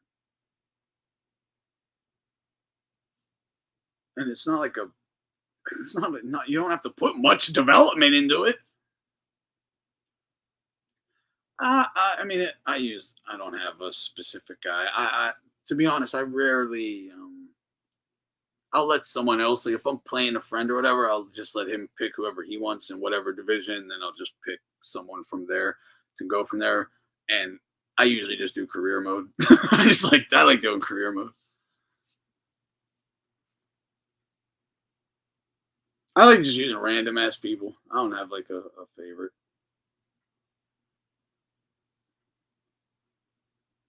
in this, like in the newest one. I've said this before. I on the one with De La Hoya on the cover. I think I was like round 3 or whatever. I think it was just called round 3 or whatever. I can't even remember who's all in it. I haven't played it in a while, and I do career mode when I do. But the I think it was called round 3. Round 3. It was. I used to play it on PS2, but I was the welterweight champion online. I was the welterweight champion, and I was Oscar De La Hoya. I used Oscar De La Hoya. He was like a little bit of a cheat. He was a beast in that game. But online, I was the welterweight champion. I cherry picked. I tried to run it the title numerous times, like fair and square. It was so tough. So because you could like you could see who your opponent was. You could see their record, their win loss, and like it's not easy at all. But I cherry picked. I went like 77-1 or 71-1.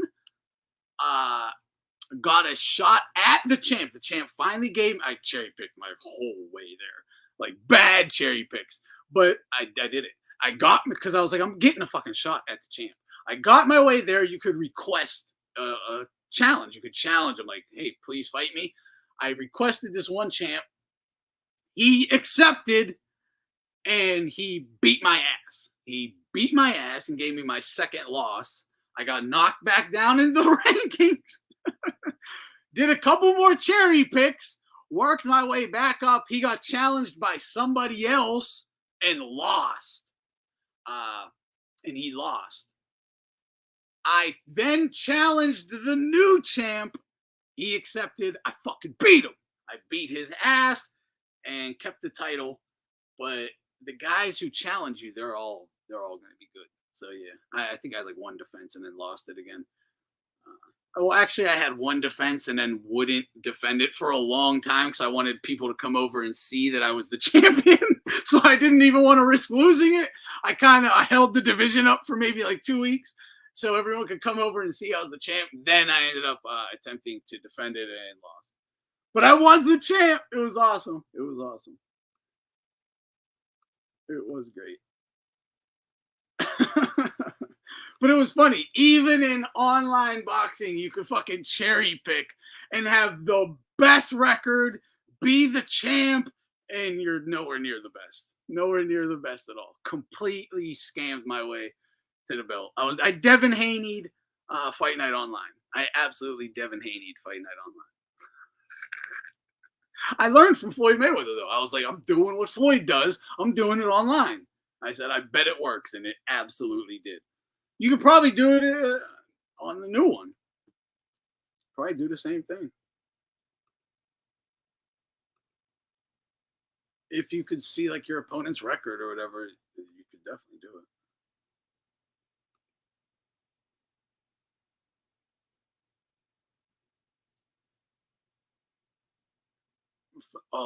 Oh, that's right. Yeah, because it has. You're right. Yep.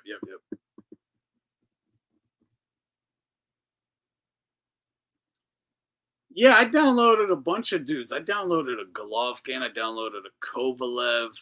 I downloaded a Ward.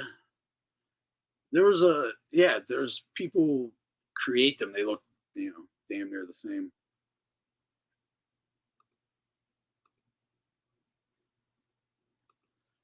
Yeah, it's fucked up because there's still a Fight Night community and EA just disrespects them.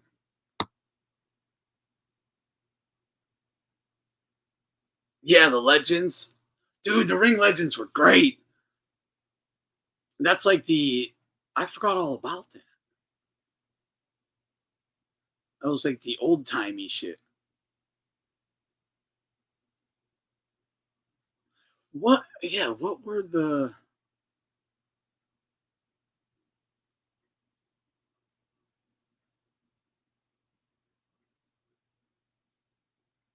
And there was like a ring. There was like a rematch or a blood. Yeah, I can't remember. There's some cool stuff. I ain't played that shit in a minute. But I'm trying to. I'm definitely trying to. After watching that Usyk Fury fight, I'm like, man, I gotta get in this. We gotta get in this. But yeah, uh, definitely hit me up on Twitter with the your account name. Hopefully, either way, I'll still fight someone tonight if like Julio don't do the stream. I'll gladly jump on and box tonight. Um, but yeah, if I see Alan is down, if other people want at Thunderdome88 Twitter or whatever, hit me up, add me, let me know you added me. I'll add you. We'll exchange gamer tags or whatever. I'm just gonna need. I'm gonna need like 30, 40 minutes.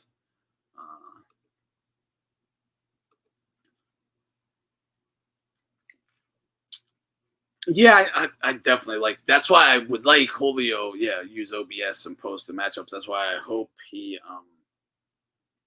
does the stream tonight.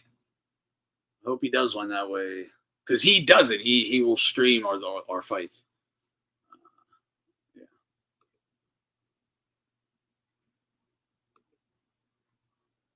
But yeah, all right, guys, I'm hopping off here. Again, the Real Food TV. Hopefully he streams tonight. Hopefully we can do a little fight night action on the stream. If not, I'm still down. But apart from that, Roy Jones on Undisputed. Yeah, dude, there's everyone's on there. They have everyone, and they look just like them. Like they fight identical. There is no like in Fight Night. There's like 9 styles, right? But in Undisputed, he's just that guy. Like Canelo is Canelo. Canelo ain't like slugger style, right? Or whatever. He just throws the same way Mike Tyson throws or whatever. No, he's fucking Canelo. Crawford is Crawford. His punches are identical. It's really cool. That part was, yeah, I know, Aldo. Yeah. That part is really cool about the game. But again, they do need to fix the punching with the feints. But all right, guys, I gotta get off here. Computer's about to die. I want to eat real quick and see what's up with online. But all right, guys. Aldo, if you have fight night, jump in DMs. We'll set something up if you're free. What you're doing tonight, if you're at work or whatever. But all right, guys. God bless. Have a great night. Talk to you soon. Peace.